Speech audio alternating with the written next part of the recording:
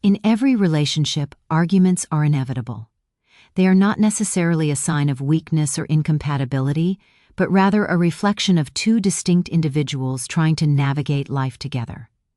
Yet, what often goes unnoticed is that most couples do not simply argue, they fall into recurring patterns of conflict.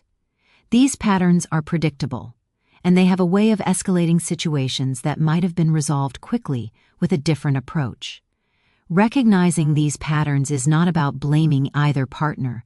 It is about understanding the underlying rhythms of interaction that can subtly, and sometimes not so subtly, shape the emotional climate of a relationship. Recurring argument patterns tend to develop gradually. At first, small irritations or disagreements may seem isolated, momentary, or even insignificant. Perhaps one partner forgets to communicate a change in plans, or another reacts with a sharp tone over a trivial issue. Initially, these moments might be shrugged off or quickly resolved, but over time, if the same types of situations continue to trigger tension, they begin to form a recognizable cycle. For example, one partner may adopt a pattern of withdrawal, shutting down emotionally when a disagreement arises, while the other responds with persistence, trying to push for resolution. This push-pull dynamic may feel familiar, even inevitable, and yet it quietly erodes the sense of safety and trust in the relationship. The danger of recurring patterns is not only in the conflict itself, but also in how each partner interprets and reacts to the other's behavior. When the same disagreements happen repeatedly, each partner begins to carry emotional baggage into the next encounter.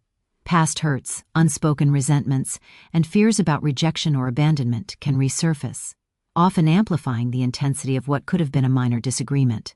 In this way, the argument is no longer about the original issue, it becomes a stage upon which all unresolved emotions play out.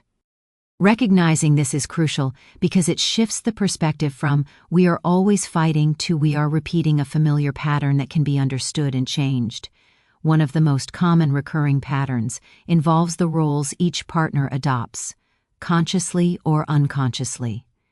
There is often a cycle of pursuer and withdrawer, critic and defender, or perfectionist and accommodator. These roles may feel comfortable because they are predictable, yet they limit authentic expression and prevent the relationship from evolving. For instance, the partner who pursues may feel the pressure to maintain connection at all costs, while the withdrawer may feel cornered, retreating not out of malice but as a coping mechanism. Understanding these roles helps partners recognize that the conflict is not a reflection of personal failure, but rather a dynamic that can be consciously adjusted. It is also essential to examine the emotional triggers that perpetuate these cycles. Often, the intensity of a recurring argument is not about the immediate situation, but about deeper insecurities or unmet needs. One partner may react defensively because they fear criticism or rejection, while the other may escalate because they feel unheard or dismissed. By identifying these triggers, couples can learn to pause before responding, choosing a more thoughtful approach instead of reacting reflexively. This self-awareness transforms the argument from a destructive encounter into an opportunity for insight and growth. Patterns are reinforced through repetition. The brain, seeking efficiency, learns familiar behaviors and emotional responses, even if they are harmful. Over time, these patterns become automatic, making it difficult to respond differently without conscious effort. This is why simply agreeing to stop fighting rarely works. Awareness alone is not enough. Couples must actively interrupt the cycle by introducing new strategies for communication, empathy, and conflict resolution. Recognizing the pattern is the first step, but breaking it requires consistent, intentional practice. Language plays a critical role in perpetuating or dismantling argument patterns. Words can act as triggers, signals, or reinforcements of existing dynamics. Phrases like "you always" or "you never" are not just expressions of frustration, they are powerful reinforcements of the narrative that a partner is unchanging or unreasonable. Over time, this kind of language entrenches the pattern, making it harder to respond with curiosity or compassion. Shifting to language that reflects personal experience, such as "I feel" or "I need," helps to slow the cycle and open space for dialogue rather than combat. Another aspect of recurring patterns is the tendency to replay the past. Couples often bring unresolved conflicts from previous relationships, family dynamics, or childhood experiences into their current interactions. When a partner behaves in a way that echoes past traumas or insecurities, the reaction is intensified, and the argument can spiral more quickly. Recognizing that the present conflict may be influenced by historical experiences allows both partners to approach the situation with greater understanding and less judgment. It is not simply about the argument at hand, it is about the emotional context in which the argument occurs. Breaking recurring patterns requires a shift in perspective from winning an argument to understanding the underlying emotional needs. It requires curiosity, patience, and a willingness to see the partner as a collaborator rather than an opponent.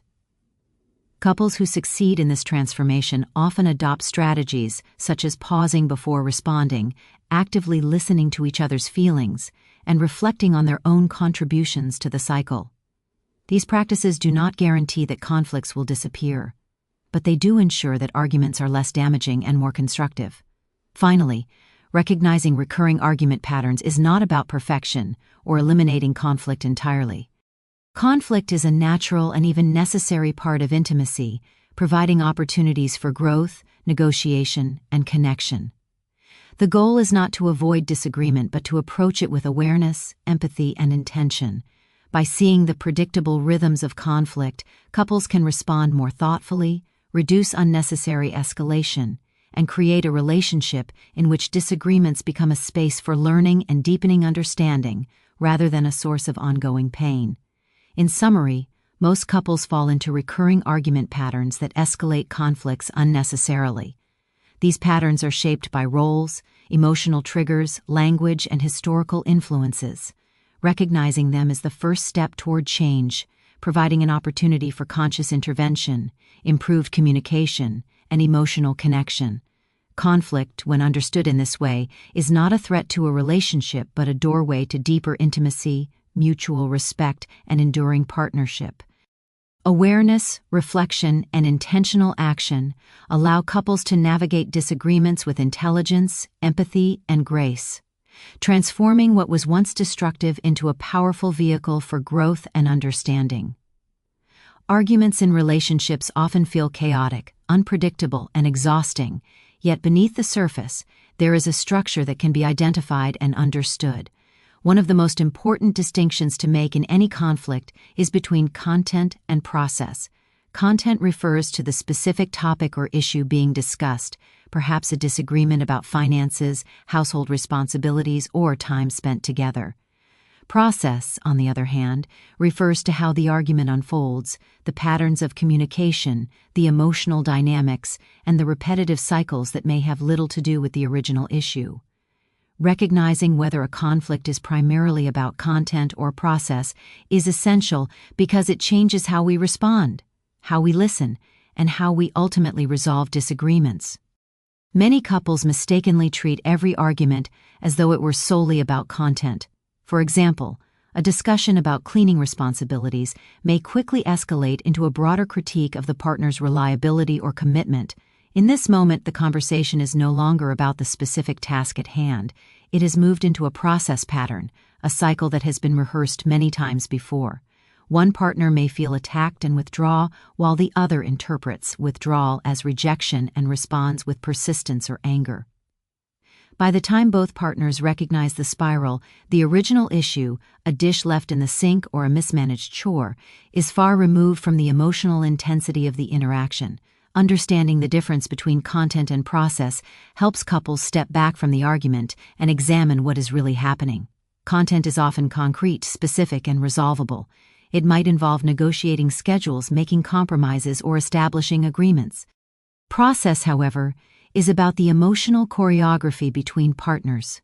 Who pursues, who withdraws, who defends, who criticizes, and who accommodates.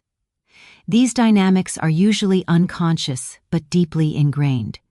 Recognizing process patterns allows couples to see beyond the immediate issue and identify the deeper relational mechanisms at work. One common process pattern is the cycle of pursuer and withdrawer. In this pattern, one partner seeks connection, often through questions, complaints, or repeated attempts to discuss the problem, while the other retreats, shuts down, or disengages. The content of the argument, the specific disagreement may vary, but the emotional pattern remains consistent. The pursuer experiences mounting frustration and often interprets the partner's withdrawal as a lack of care or investment, while the withdrawer experiences pressure and defensiveness, interpreting the pursuer's persistence as criticism or control. The result is a conflict that feels bigger and more intractable than the original issue. Understanding that the argument is about process rather than content allows couples to shift focus from trying to win the topic to addressing the relational pattern itself. Emotional triggers play a significant role in the process of arguments. Often, partners react not just to the current conversation, but to accumulated experiences, unmet needs, and unresolved grievances. The content of the argument, the immediate topic, becomes a lens through which these past feelings are projected. For instance, a disagreement about spending an evening with friends may ignite feelings of neglect or insecurity that have little to do with the social plans themselves. Recognizing that the argument is about process helps both partners approach the interaction with curiosity and empathy rather than defensiveness or blame. It allows them to ask, what is this pattern telling me about our relationship, our emotional needs, or our unspoken expectations? Language is another crucial factor in distinguishing content from process. In content-based arguments, partners tend to use precise, specific, and actionable statements. I need you to pick up your laundry before leaving for work, or can we decide on a budget for the weekend? In process-driven arguments, language becomes more generalized, evaluative, or accusatory. You never listen to me, or you always put your friends before me. These statements are rarely about the specific issue at hand. Instead, they signal the relational pattern, expressing frustration, hurt, or unmet emotional needs. By paying attention to language, couples can identify whether they are debating a topic or engaging in a familiar conflict cycle. Awareness of content versus process also enables more effective interventions.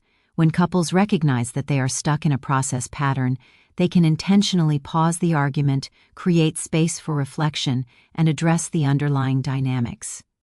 This might involve expressing emotions without blaming, validating the partner's perspective, or explicitly acknowledging the pattern itself. I notice that we get stuck in this cycle when we talk about chores.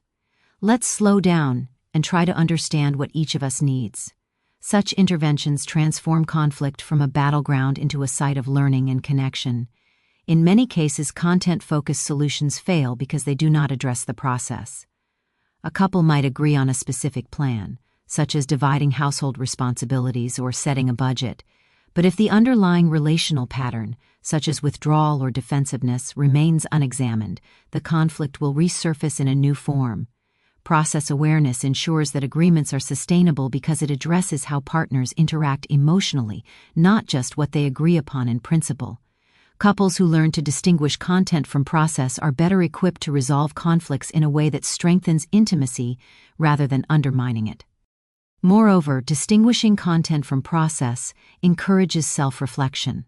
Each partner can examine their own contributions to recurring patterns, noticing triggers, emotional reactions, and habitual behaviors. Self-awareness empowers individuals to change their responses, even if the partner's behavior remains consistent. For example, a partner who typically withdraws under stress can practice communicating their need for space without escalating the pursuer's anxiety. Similarly, a partner who tends to pursue can learn to express concern without triggering defensiveness. This level of conscious engagement transforms the dynamic and fosters mutual growth. Recognizing content versus process also allows couples to prioritize their energy. Many arguments escalate unnecessarily because partners treat every disagreement as equally urgent or significant. By assessing whether an argument is about content or process, they can choose whether to engage, pause, or reframe the discussion. This approach reduces emotional exhaustion, prevents escalation, and creates a safer environment for meaningful dialogue. Finally, the distinction between content and process emphasizes that conflict is not a failure. Arguments are opportunities to understand each other more deeply, to identify patterns, and to learn how to communicate more effectively. Recognizing whether a disagreement is about a specific topic or a recurring relational dynamic allows couples to approach conflicts with intentionality, curiosity, and compassion. It transforms moments of tension into opportunities for insight, empathy, and connection, turning what might have been a destructive fight into a constructive experience that strengthens the relationship over time. In summary, arguments in relationships are rarely just about the specific issue at hand. Content represents the topic, the concrete details that can be debated, negotiated, or resolved. Process represents the emotional patterns, communication styles, and recurring cycles that influence how the argument unfolds. Distinguishing between the two enables couples to respond thoughtfully, pause destructive cycles, address underlying needs, and foster deeper understanding. By recognizing when a disagreement is about process rather than content, couples gain the power to transform arguments from repetitive battles into moments of growth, intimacy, and meaningful connection. This awareness, paired with reflection and intentional action, allows relationships to move beyond conflict into collaboration, empathy, and enduring partnership. In the heat of an argument, our minds often race faster than our ability to respond thoughtfully. Words fly, voices rise, and emotions surge, creating a feedback loop that intensifies conflict rather than resolving it. In these moments, the simple act of pausing before responding can be profoundly transformative. Pausing is not avoidance. It is an intentional act of emotional self-regulation that allows individuals to observe their feelings, understand their triggers, and respond with clarity and empathy rather than impulse. It is a skill that separates reactive, often destructive communication from conscious, constructive dialogue. And it has the power to significantly reduce the intensity of conflict in relationships. When we fail to pause, we act from a place of immediate emotion rather than reflection. Anger, frustration, or hurt can drive responses that are disproportionate to the situation at hand. A comment that might have been minor in a calm context can suddenly feel like a personal attack, and the response can escalate a disagreement into a full-blown argument. Emotional self-regulation allows us to notice these surges of feeling without being carried away by them. By pausing even for a few seconds, we create a space to breathe, to think, and to consider the consequences of our words before speaking. This space interrupts automatic reactions, which are often shaped by past experiences, unresolved grievances, or habitual patterns, and it opens the door to a more intentional, thoughtful response. Pausing before responding also provides an opportunity to tune into the underlying emotions of both ourselves and our partner. In conflict, it is easy to focus solely on the content of what is being said, the literal words, and to overlook the emotional subtext. Often, partners are communicating needs, insecurities, or fears that are not explicitly stated. When one takes a moment to pause, they can ask themselves, what is my partner really feeling? What am I feeling? What need is being expressed here? This self-awareness fosters empathy, allowing each partner to respond not only to the words but also to the emotional reality behind them. Responding from empathy rather than reaction reduces defensiveness and creates a more constructive dynamic. The benefits of pausing extend beyond individual self-regulation. They impact the relational pattern itself. Many arguments escalate because partners react to each other's intensity, creating a cycle of mutual provocation and defensiveness. One person's heated response triggers an equally heated counter-response, and before long, the original issue becomes obscured by a storm of emotional reactivity. When one or both partners practice pausing, the cycle is interrupted. The emotional temperature of the interaction is lowered, giving both individuals the chance to think clearly, communicate intentionally, and address the issue without the compounding influence of escalating emotions. Pausing can take many forms. It might be a brief, conscious breath before responding, a moment of silence to gather thoughts, or even a deliberate request to step away temporarily. I need a moment to collect my thoughts so I can respond calmly.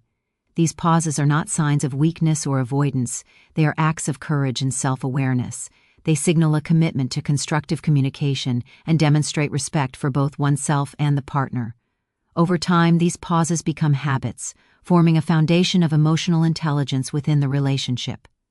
Another critical aspect of pausing is the opportunity to reflect on personal triggers. Conflicts often ignite responses that are rooted not in the present moment, but in past experiences, unmet needs, or deeply held fears. By pausing, individuals can ask themselves why they are reacting so strongly, whether their response is proportionate to the current situation, and whether there are unresolved issues being projected onto the current conflict. This reflection allows for more nuanced responses and prevents the repetition of patterns that may have caused recurring conflict in the past. Pausing also allows for the practice of intentional communication. Rather than reacting with words that might wound or escalate, individuals can choose language that expresses their needs and emotions clearly and respectfully. For example, instead of saying, "You never listen to me," a pause can lead to a statement like, "I feel unheard when my concerns are interrupted, and I need us to find a way to communicate more openly." This approach maintains the integrity of the relationship while addressing the emotional reality of the conflict. It transforms what could be a combative interaction into a collaborative dialogue. The practice of pausing before responding has implications for long-term relational health as well. Couples who master this skill report lower levels of resentment, less frequent escalation, and greater emotional safety. Over time, the habit of pausing strengthens trust because partners come to believe that disagreements will be handled with thoughtfulness rather than reactivity. Emotional self-regulation, practiced consistently, becomes a shared language within the relationship, a way of negotiating differences without harming the bond. It is also important to note that pausing is not only for the person experiencing intense emotion, it can also be a tool to create space for the partner's emotions. By stepping back, individuals allow their partner to feel heard, to express their feelings fully, and to recover from immediate emotional reactivity. This mutual regulation fosters a more balanced dynamic, where both partners can contribute to resolving the conflict rather than being swept up in a cycle of escalating tension. Moreover, pausing before responding cultivates mindfulness within the relationship. It encourages awareness of the present moment, of the emotional and relational dynamics at play, and of the impact of words and actions. This awareness allows partners to choose responses that align with their values, long-term goals, and the health of the relationship rather than being driven by short-term emotion or habitual patterns. Mindful pauses, practiced consistently, reinforce a culture of respect, understanding, and intentional communication. In summary, pausing before responding is a powerful tool in managing conflict and reducing its intensity. Emotional self-regulation allows individuals to step out of reactive patterns, reflect on personal triggers, and respond with thoughtfulness, empathy, and clarity. By pausing, partners create space for understanding, interrupt destructive cycles, and transform arguments into opportunities for connection and growth.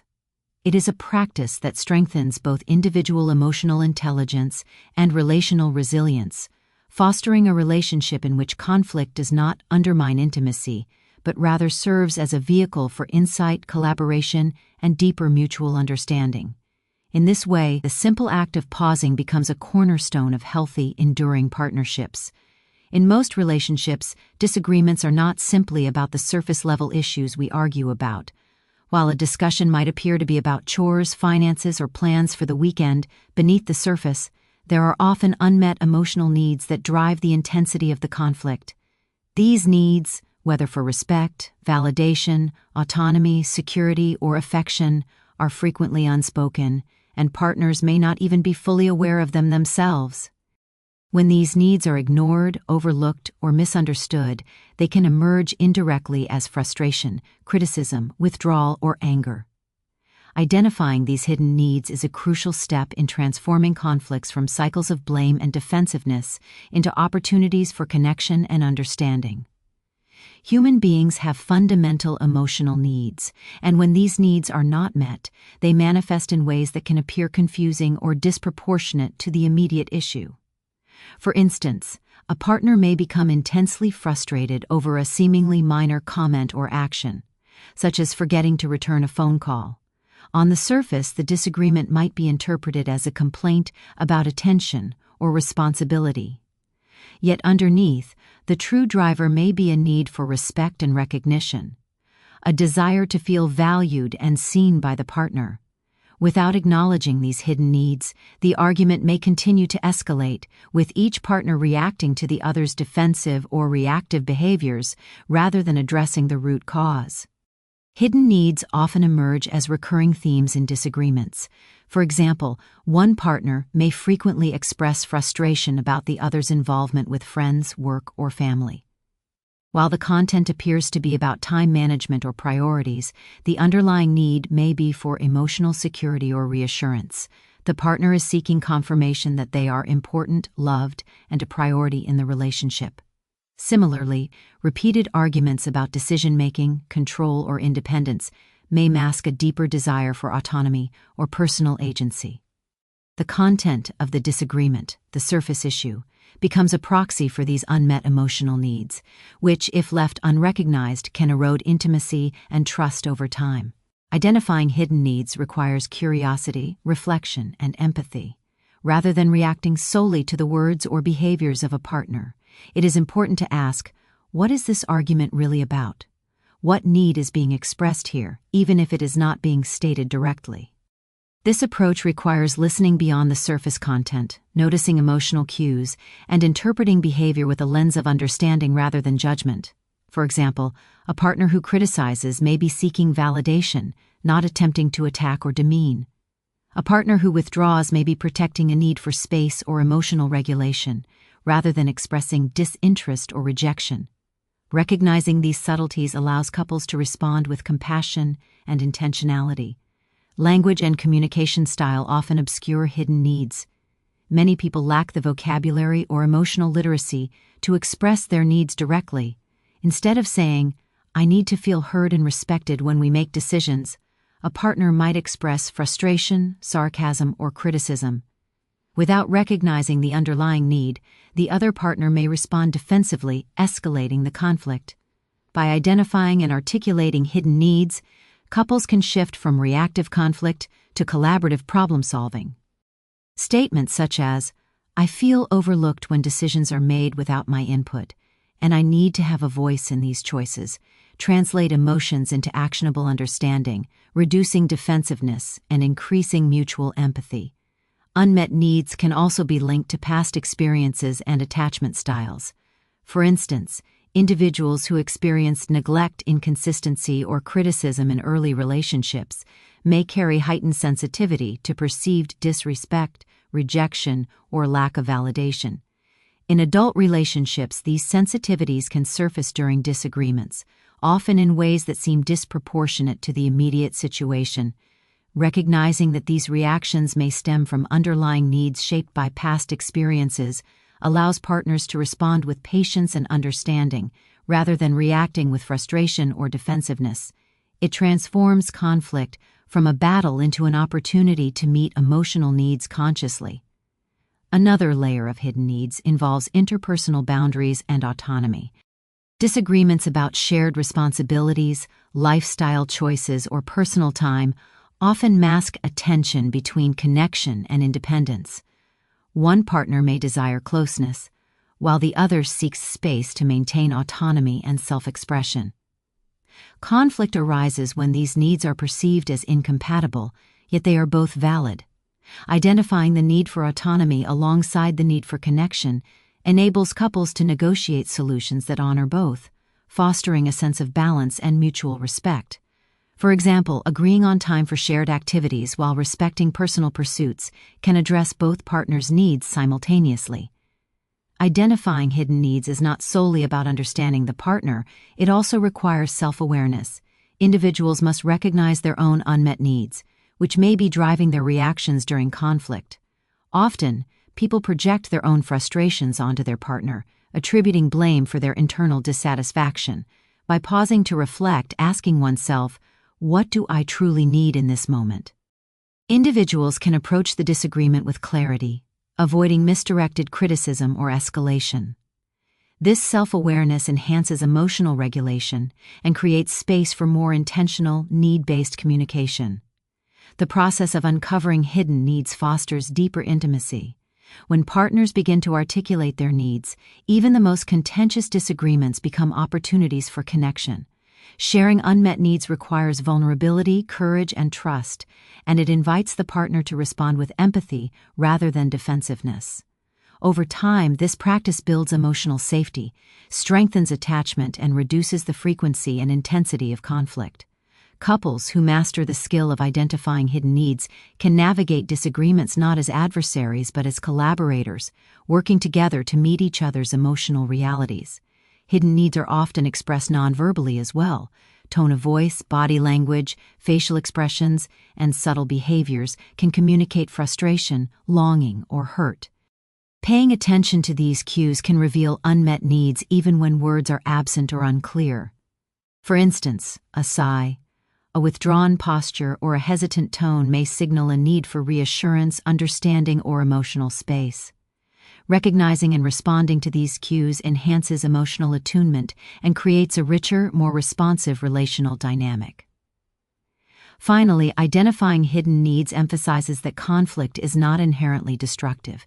Disagreements often carry valuable information about what matters to each partner and where emotional attention is required. When hidden needs are acknowledged and addressed, arguments become a vehicle for connection, insight, and growth. Couples learn to navigate differences with empathy, curiosity, and intentionality, transforming conflict from a source of distress into a powerful opportunity to deepen understanding and strengthen relational bonds. In summary, disagreements in relationships often mask unmet emotional needs such as respect, validation, autonomy, and security. These needs, when unrecognized, fuel escalation, defensiveness, and frustration. By cultivating curiosity, self-awareness, and empathy, individuals can identify these hidden needs, communicate them effectively, and respond to their partner's needs in turn. This practice not only reduces the intensity of conflict, but also fosters intimacy, trust, and collaboration. Recognizing and addressing hidden needs transforms arguments from recurring battles into opportunities for connection, mutual understanding, and enduring relational growth. Awareness of hidden needs allows couples to approach disagreements not as threats to their bond, but as invitations to meet each other more fully, creating a relationship that is resilient, emotionally intelligent, and deeply connected. In the midst of conflict, the words we choose carry immense weight. A single phrase can either open a path to understanding or escalate tension, reinforcing patterns of defensiveness and disconnection. One of the most common and destructive habits in arguments is the use of blame language, phrases like "you always" or "you never." These statements, though often spoken without conscious malice, act as emotional triggers for the listener, immediately putting them on the defensive. They shift the focus away from the underlying feelings or needs that sparked the disagreement and redirect attention toward protecting oneself, proving a point, or refuting accusations. Understanding the impact of blame language and intentionally choosing to express one's feelings instead is a fundamental skill in maintaining healthy communication and fostering intimacy. Blame language has a way of shutting down dialogue before it even begins. When someone hears "you always ignore me," the mind automatically prepares to defend against the accusation. The focus is no longer on listening, understanding, or connecting. It is on countering the statement, justifying past behavior, or refuting the claim. The conversation becomes less about resolution and more about winning, with both partners entrenched in positions rather than exploring needs or emotions. The very language that seems to convey frustration or disappointment instead creates distance, escalating conflict rather than resolving it. The problem with statements like "you always" or "you never" is that they are almost never literally true. Human behavior is inconsistent and complex. Rarely does a partner engage in the criticized behavior every time or fail to act appropriately in every situation. Yet when we use absolute terms, we exaggerate the behavior and communicate that we see the partner as fundamentally flawed, which triggers shame, defensiveness, and resistance. This cycle reinforces patterns of miscommunication and emotional withdrawal, making it harder to address the real issues behind the disagreement. Shifting from blame to expressing feelings requires self-awareness and emotional literacy. Instead of pointing the finger, one can articulate personal experience, making the focus on one's own emotional reality rather than the perceived shortcomings of the partner. For example, instead of saying, "You never listen to me," one might say, "I feel unheard when I try to share something important, and it worries me that my thoughts aren't valued." This subtle shift changes the energy of the interaction. The partner is no longer attacked, but invited to understand and respond to a feeling. It transforms conflict from a battleground into an opportunity for connection and mutual empathy. Expressing feelings rather than blaming also fosters psychological safety. When individuals communicate without the weight of accusation, it creates an environment where both partners feel safe to be vulnerable, to admit mistakes, and to engage honestly. Relationships thrive when partners feel that they will not be attacked for their imperfections, when disagreements are navigated with respect for each other's humanity. By focusing on feelings rather than blame, couples create space for honest communication, collaboration, and problem-solving. Moreover, avoiding blame language allows couples to identify underlying needs. Arguments rarely arise solely from the content of a disagreement. A quarrel over chores, time, or decisions is often a surface expression of deeper emotional needs such as respect, validation, affection, or autonomy. When blame dominates communication, these needs are obscured by defensiveness and accusation. By expressing feelings instead, couples bring attention to the emotional reality driving the conflict. For instance, saying, "I feel frustrated when we don't share household responsibilities equally because I need a sense of partnership," communicates both an emotion and an underlying need. This clarity enables the partner to respond constructively rather than react defensively.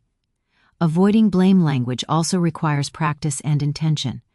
It is a skill that must be cultivated, especially because blame often arises automatically in moments of stress, hurt, or frustration. Self-regulation, pausing before speaking, and consciously reframing statements can help. For example, when a critical thought arises, one might pause and ask, "Am I expressing my feeling and need here, or am I assigning fault?" This mindfulness transforms automatic reactions into deliberate, empathetic communication, reducing the intensity of conflict and preventing escalation. Another aspect of moving away from blame is recognizing the impact of tone and body language. Even if the words themselves are carefully chosen, the delivery can convey accusation or judgment. A sharp tone, crossed arms, or an impatient gesture can undermine the intention to communicate feelings. By pairing verbal expressions of feelings with calm, open, and non-threatening body language, couples reinforce the sincerity and safety of their communication, creating an environment conducive to understanding rather than defensiveness. Blame language is particularly insidious because it often escalates long-standing patterns. Couples who have relied on criticism or absolutes in communication may have entrenched patterns where one partner feels perpetually attacked, while the other feels perpetually justified in pointing out shortcomings. These cycles can persist for years, creating emotional distance and eroding intimacy. Breaking free from this pattern by consistently expressing feelings instead of blame interrupts the cycle, signaling a commitment to growth, respect, and constructive interaction. It is also valuable to understand the emotional dynamics behind blame. Blaming often arises from frustration, fear, or unmet needs. When a partner uses blame, it is frequently a cry for recognition or an expression of hurt. Recognizing this helps partners respond with empathy rather than defensiveness. By translating blame into statements of personal feeling, couples not only communicate more clearly, but also validate the underlying emotions that prompted the initial reaction, creating a reciprocal space for understanding and care. Furthermore, avoiding blame language fosters long-term relational health. Couples who consistently communicate feelings instead of criticism experience fewer arguments that escalate unnecessarily, report higher satisfaction, and develop stronger emotional intimacy. Over time, expressing feelings rather than blame becomes a shared relational language, a culture within the relationship that values honesty, empathy, and connection. Partners learn that disagreements do not have to threaten the bond, but can be approached as opportunities for understanding, compromise, and growth. In practice, Shifting from blame to feeling-focused communication might involve small but significant changes. Phrases like, "I feel frustrated when our plans change at the last minute," or "I feel lonely when we don't spend time together," convey emotional reality without assigning fault. They invite collaboration, asking the partner to respond to the need rather than defend against accusation. Over time, these habits create a relational dynamic where both partners feel heard, valued, and understood, reducing tension and deepening intimacy. Finally, understanding the power of language emphasizes that words are not neutral. They shape the emotional landscape of a relationship. Blame alienates, escalates, and provokes, while statements grounded in personal feelings invite empathy, dialogue, and mutual understanding. Avoiding blame language is not about suppressing frustration or avoiding conflict. It is about expressing oneself responsibly, consciously, and constructively.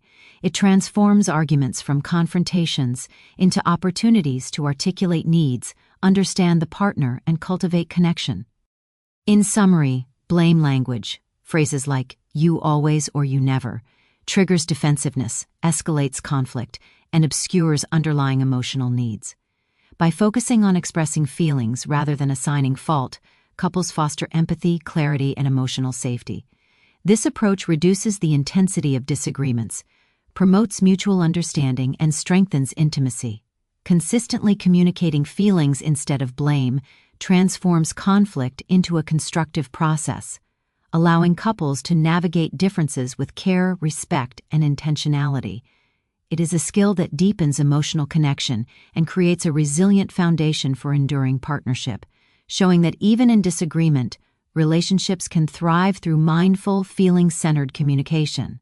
In the landscape of relationships, communication is the bridge between connection and conflict. Yet many couples struggle not because they lack affection or care, but because they are caught in patterns of misunderstanding. Words may be exchanged, but they are not always truly heard. One of the most effective tools for navigating disagreements and reducing tension is reflective listening, a practice that involves mirroring your partner's words, summarizing their thoughts, and demonstrating that you understand not only the content of what they are saying, but also the emotions behind it. Reflective listening is not simply repeating what the other person says. It is an active, intentional process of engagement that validates the speaker's experience and creates a sense of emotional safety. When conflicts arise, people often respond with their own perspectives, opinions, or defenses before fully hearing the partner's point of view. This tendency can escalate disagreements because each partner feels unheard, misinterpreted, or dismissed. Reflective listening interrupts this cycle. By taking the time to mirror or paraphrase your partner's words, you communicate attentiveness and care, signaling that their experience is valued and recognized. The act of reflection itself diffuses tension, as it reassures the speaker that they are being understood rather than judged, ignored, or attacked. Reflective listening also serves to clarify misunderstandings before they escalate. Many conflicts are fueled not by deliberate malice or disagreement, but by misinterpretation or assumption. By restating your partner's message in your own words, you create an opportunity to verify accuracy. "So what I hear you saying is," or "it sounds like you're feeling," because. This practice ensures that both partners are aligned in understanding, reducing the likelihood of arguments spiraling out of proportion due to miscommunication. It transforms conflict from a guessing game of intentions into a collaborative exploration of meaning and feelings. One of the most powerful aspects of reflective listening is that it models empathy. When a partner mirrors words and emotions, they demonstrate that they are actively attempting to step into the other's experience. This modeling encourages reciprocity. Often, when one partner engages in reflective listening, the other naturally mirrors the practice, leading to a cycle of mutual understanding. Over time, this creates a relational culture where both partners feel safe to express vulnerability, knowing that their words will be received with care rather than judgment. Reflective listening also plays a crucial role in diffusing emotional intensity. When emotions run high, statements and reactions are often amplified, fueled by anxiety, frustration, or hurt. Mirroring your partner's words in a calm and deliberate manner slows the pace of the interaction, providing a pause that allows both individuals to regulate their emotions. The speaker feels acknowledged, which can reduce the need to escalate or repeat points in order to be heard. The listener, by engaging thoughtfully rather than reacting impulsively, prevents the emotional intensity from overwhelming the conversation. In this way, reflective listening is both a preventive and restorative practice in conflict resolution. Another key benefit of reflective listening is that it helps uncover underlying feelings and needs that may not be immediately apparent. Often, partners focus on the surface content of the disagreement, plans, tasks, or behaviors, while the emotional undercurrents remain unspoken. By paraphrasing and reflecting the partner's words, one invites elaboration. "I hear that you're upset about our weekend plans. Can you tell me more about what you need right now?" This approach allows the speaker to explore and articulate the feelings and needs behind the words, deepening self-awareness and emotional expression, while giving the listener a clearer map of how to respond constructively. Reflective listening also strengthens emotional connection. Many couples experience recurring arguments not because they fundamentally disagree, but because each partner feels unseen or misunderstood. Mirroring words and emotions signals attentiveness and care, reinforcing the sense that both individuals are invested in understanding each other. This practice nurtures intimacy by validating the partner's experience and creating a sense of shared emotional space. It transforms conflict from an oppositional exchange into a collaborative engagement, where both partners work together to navigate differences. Implementing reflective listening requires conscious attention and patience. It is not a mechanical exercise, but a mindful process of engagement. The listener must focus fully, resisting the urge to formulate immediate responses or interject opinions. This pause allows the listener to absorb the emotional tone, the content, and the unspoken needs behind the words. Reflective listening is enhanced by verbal cues such as, "It sounds like you were feeling frustrated because," or "I want to make sure I understand, you were saying that." These statements show that the listener is actively processing the message and prioritizing understanding over rebuttal or judgment. Nonverbal communication also amplifies reflective listening. Maintaining eye contact, nodding, and adopting an open posture signal attentiveness and validation. A gentle tone and deliberate pacing reinforce the listener's commitment to understanding rather than reacting. These nonverbal cues, combined with verbal reflection, create an atmosphere of psychological safety, allowing the speaker to express vulnerability without fear of criticism or dismissal. Reflective listening is particularly effective in long-standing conflict patterns. Couples who have developed habitual cycles of misunderstanding, defensiveness, or escalation often struggle to break free without intentional practices. By consistently using reflective listening, partners create a mechanism to interrupt these cycles. Even a brief reflection in the middle of a heated discussion can prevent escalation, reduce defensiveness, and redirect the conversation toward mutual understanding. Over time, it becomes a relational habit that reinforces emotional intelligence, patience, and empathy. This practice also encourages mutual accountability. When a partner reflects and paraphrases what the other has said, it demonstrates that they are taking responsibility for truly hearing the partner rather than assuming, judging, or dismissing. It encourages the speaker to clarify and take ownership of their feelings, creating a dynamic of shared responsibility for the quality of communication. Both partners become collaborators rather than adversaries, actively engaged in maintaining understanding and connection. Finally, reflective listening transforms conflict into a space for growth and learning. It allows couples to explore differences with curiosity rather than judgment, turning disagreements into opportunities to deepen understanding of each other's emotional landscape. By mirroring words and emotions, partners signal that they value not only what is said, but how it is experienced. This practice fosters empathy, reduces tension, and strengthens relational resilience, proving that communication, when approached thoughtfully, can be a powerful tool for connection rather than contention. In summary, reflective listening, mirroring a partner's words and emotions, demonstrates understanding, validates experience, and diffuses tension. It allows for emotional regulation, reduces defensiveness, clarifies meaning, uncovers underlying needs, and strengthens intimacy. By practicing reflective listening consistently, couples cultivate a relational culture of empathy, curiosity, and connection. Arguments shift from battles over content to collaborative exploration of feelings, creating an environment where both partners feel heard, respected, and valued.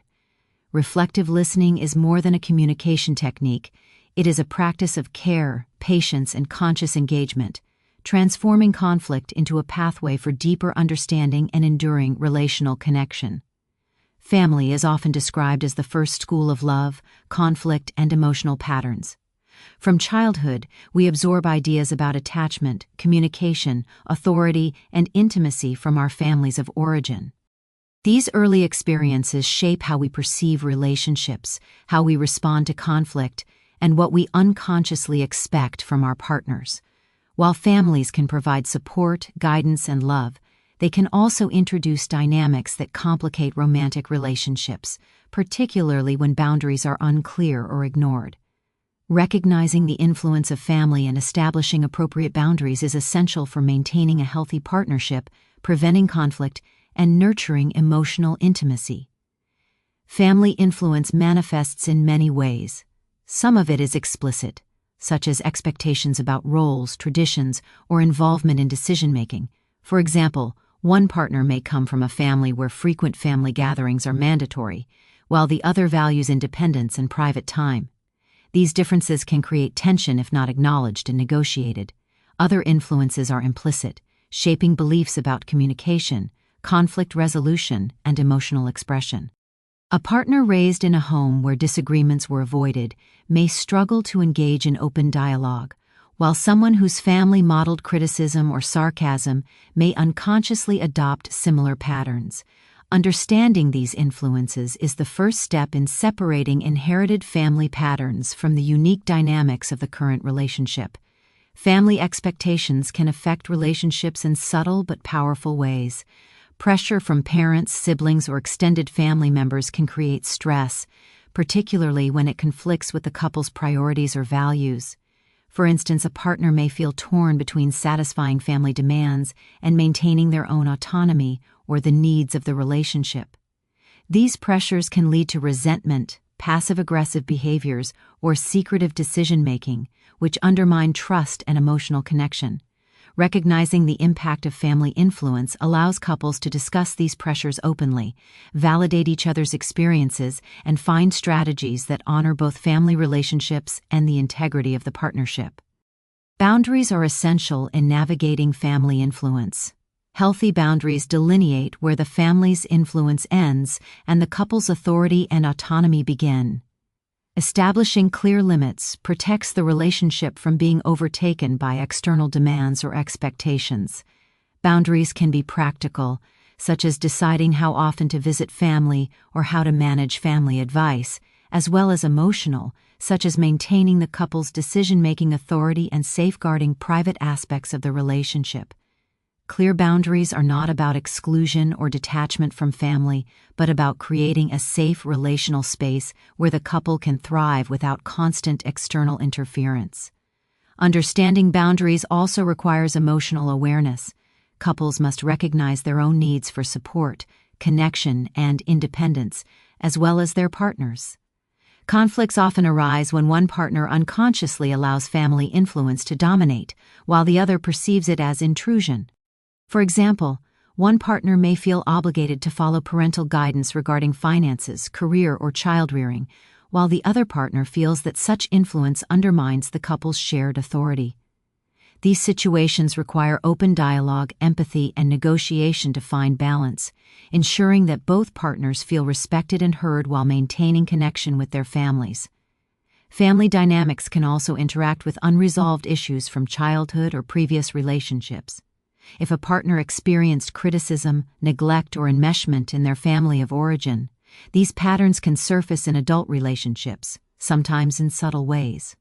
A partner who experienced over-involvement from parents may struggle to assert independence, while another raised with little familial support may react with defensiveness or mistrust when family opinions intrude. Recognizing these dynamics allows couples to approach conflicts with compassion rather than blame, understanding that reactions may be influenced as much by past experiences as by current circumstances. Communication is key when navigating family influence. Couples who openly discuss family expectations, values, and conflicts are better equipped to set and maintain boundaries. Reflective listening, empathy, and expressing feelings rather than blame help both partners understand each other's experiences and perspectives. For instance, instead of saying, "Your family is controlling," one might say, "I feel overwhelmed when your parents give us advice about our relationship, and I need us to discuss it together before making decisions." This approach keeps the focus on emotional needs and the integrity of the partnership rather than attacking family members. Another important aspect is negotiating alignment and compromise. Couples rarely share identical family histories, values, or expectations, and some differences will always exist. Successful navigation of family influence often involves compromise, such as alternating holiday visits, jointly deciding when and how to involve family in decisions, or agreeing on limits for family input. Compromise does not mean sacrificing one partner's needs. It means creating solutions that respect both partners' boundaries and preserve the couple's autonomy. Over time, these negotiated boundaries become part of the relationship culture, providing structure and clarity that reduce conflict and strengthen intimacy. Family influence also shapes the emotional climate of the relationship. When family dynamics are not acknowledged or boundaries are weak, tension can accumulate over time, manifesting in subtle criticism, unresolved anger, or resentment. These tensions can affect communication, intimacy, and overall satisfaction in the relationship. Conversely, when boundaries are respected and family influence is understood and managed, couples experience a greater sense of partnership, cohesion, and emotional safety. The relationship becomes a secure base from which both partners can engage with their families without compromising their connection or autonomy. Finally, understanding family influence is an ongoing process. Families change, expectations evolve, and life circumstances shift, requiring couples to continually assess boundaries and communicate needs. Periodic reflection, dialogue, and adjustment help ensure that family influence supports rather than undermines the relationship. Couples who approach family dynamics consciously, with awareness, empathy, and intentional boundary setting, are better equipped to navigate challenges, maintain emotional balance, and cultivate a resilient partnership. In summary, family dynamics profoundly impact relationships, influencing communication, conflict patterns, and emotional needs. Awareness of these influences, combined with clear negotiated boundaries, allows couples to preserve autonomy while maintaining healthy connections with family members. By recognizing the role of family and intentionally managing its influence, couples reduce conflict, protect intimacy, and create a relational environment where both partners feel respected, supported, and empowered. Understanding family influence is not about exclusion or separation, but about fostering a relationship that can thrive independently while engaging with family thoughtfully and harmoniously. Awareness, dialogue, and boundary setting transform potential sources of conflict into opportunities for growth, resilience, and deeper connection between partners. Every relationship exists within a broader cultural and familial context, and these influences shape expectations, behaviors, and values in ways that can be both enriching and challenging. When partners come from different cultural backgrounds or family traditions, conflicts often emerge, not because of a lack of love or commitment, but because of differing assumptions about what is normal, expected, or respectful. Learning to negotiate cultural and family differences is essential for creating a relationship that honors each partner's heritage while establishing a unique couple identity. This process requires sensitivity, awareness, communication, and intentional negotiation to balance respect for tradition with the couple's shared values and goals. Cultural differences can be subtle or pronounced, affecting everyday life, decision-making, and interpersonal dynamics. They may manifest in rituals, holidays, dietary habits, communication styles, gender roles, or parenting approaches. Even differences in how families express affection, handle conflict, or celebrate achievements can become sources of tension if partners are not attuned to each other's perspectives. For example, one partner may have grown up in a family where verbal expressions of love are common, while the other comes from a culture where affection is shown through actions rather than words. Without awareness, these differences can be misinterpreted as emotional distance, insensitivity, or rejection, even though both partners are acting within the frameworks they know best.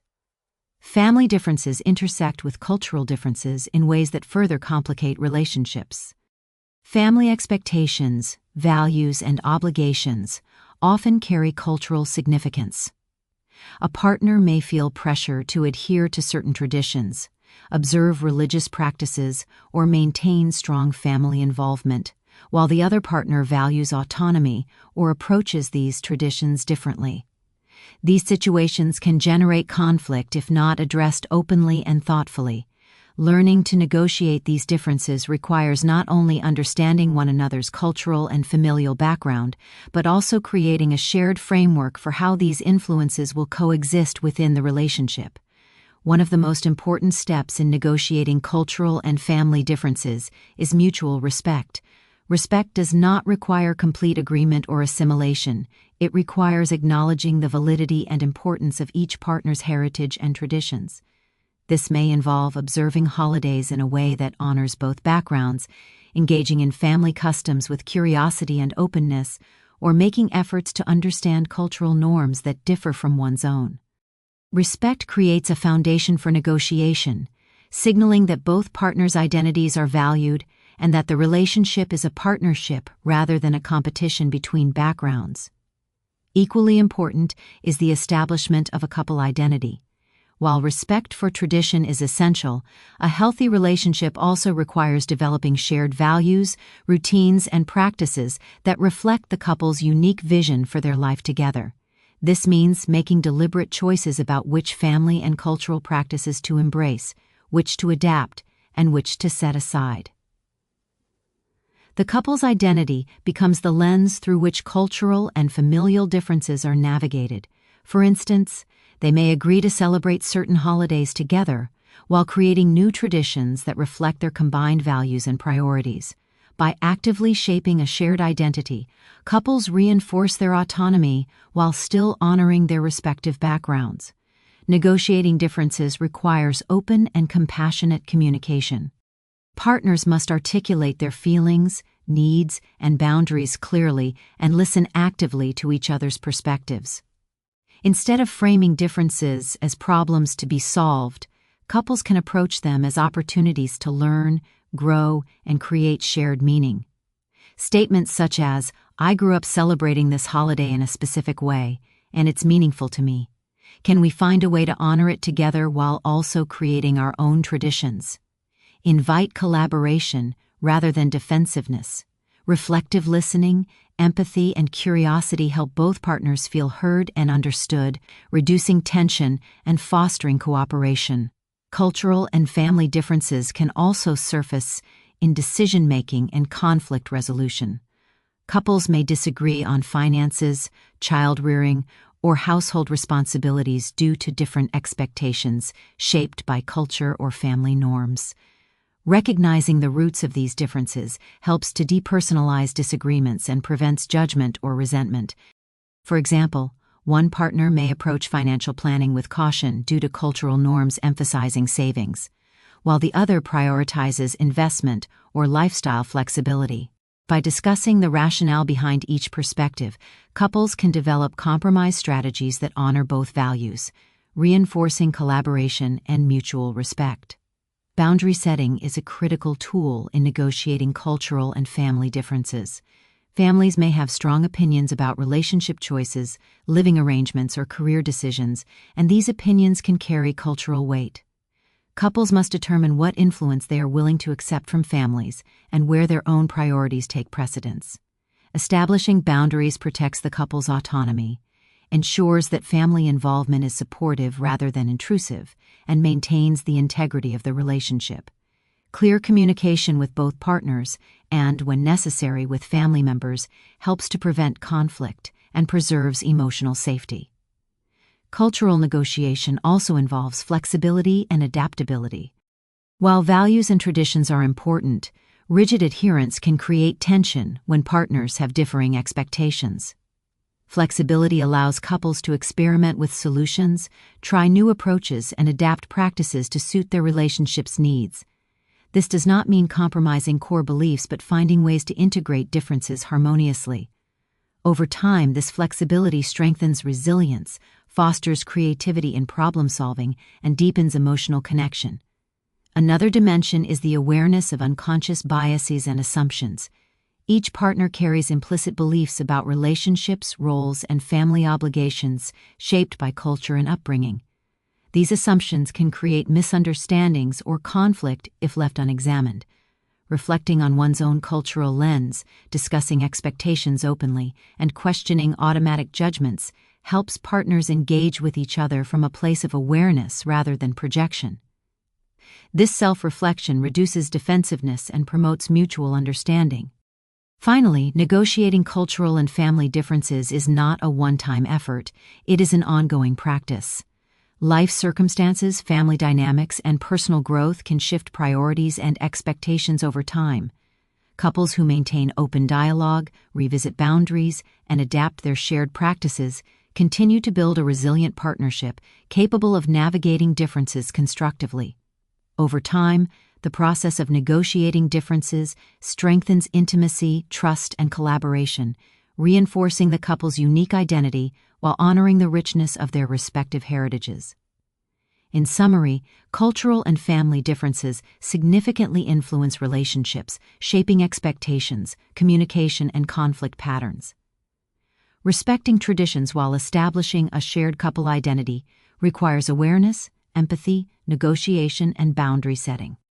By valuing each partner's background, communicating openly about needs and priorities, and creating joint practices and traditions, couples cultivate a relationship that is both autonomous and connected, resilient and adaptive.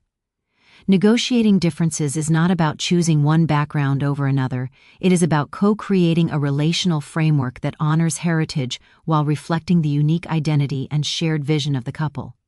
Awareness, communication, and intentionality transform potential sources of conflict into opportunities for learning, growth, and deeper intimacy, allowing the relationship to thrive across cultural and familial contexts. Attachment styles are the invisible threads that shape how we relate to others, especially in romantic relationships. From early interactions with caregivers, individuals develop internal frameworks about safety, trust, and intimacy, which then influence their adult relationships. Understanding one's own attachment style, as well as that of a partner, is essential for navigating stress, conflict, and emotional intimacy. Attachment patterns are not rigid destinies, but they provide insight into recurring behaviors, emotional responses, and relational needs. Recognizing these patterns allows couples to respond with empathy, regulate emotional intensity, and build a stronger, more secure connection. Broadly, attachment styles are categorized into secure, anxious, avoidant, and disorganized patterns.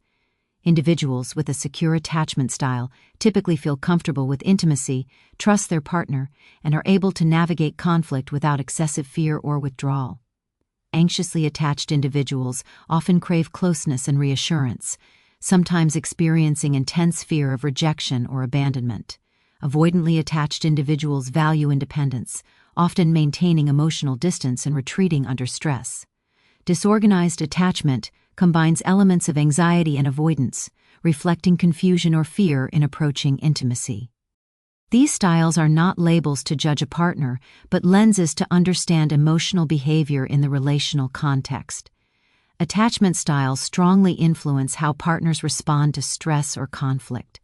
For example, in a disagreement, an anxiously attached partner may perceive even mild criticism as a threat to the relationship, responding with heightened emotional intensity, repeated questioning, or persistent pursuit of reassurance. Conversely, an avoidantly attached partner may feel overwhelmed by closeness or emotional demand and retreat, appearing cold, indifferent, or disengaged. These contrasting patterns often create a feedback loop. The anxious partner's pursuit triggers the avoidant partner's withdrawal, which then intensifies the anxious partner's pursuit, escalating conflict and perpetuating misunderstanding. Recognizing these dynamics allows couples to step back, observe the pattern, and respond more intentionally. Understanding attachment styles is critical because it shifts perspective from blame to empathy. Instead of interpreting a partner's withdrawal as rejection or a partner's anxiety as excessive or irrational, attachment theory provides context. These behaviors are often rooted in early experiences and learned survival strategies. Awareness allows each partner to differentiate between the current situation and historical patterns, reducing defensiveness and promoting compassionate engagement. For instance, recognizing that a partner's insistence on reassurance stems from anxious attachment can shift the response from irritation to supportive communication. Similarly, understanding that withdrawal may reflect avoidant tendencies rather than disinterest fosters patience and reduces escalation. Attachment awareness also informs communication strategies. Securely attached partners naturally regulate emotions and navigate conflict effectively, but couples in which one or both partners have insecure attachment benefit from intentional practices. Reflective listening, clear expression of needs, and reassurance without overcompensation help balance interactions. Anxiously attached partners benefit from validation and consistent communication, while avoidantly attached partners need space and acknowledgement of autonomy. These strategies allow partners to meet each other's needs while maintaining their own emotional equilibrium, reducing the likelihood of escalation during conflict. Stressful situations often activate attachment patterns, making attachment awareness especially relevant during periods of high tension.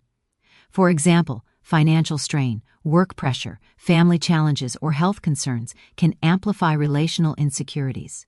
Partners may unconsciously revert to familiar attachment behaviors, anxious pursuit, avoidant withdrawal, or mixed patterns of fear and desire.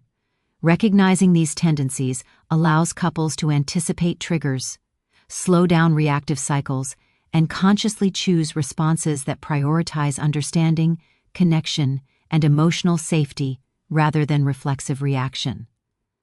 Understanding attachment styles also enhances emotional attunement and intimacy.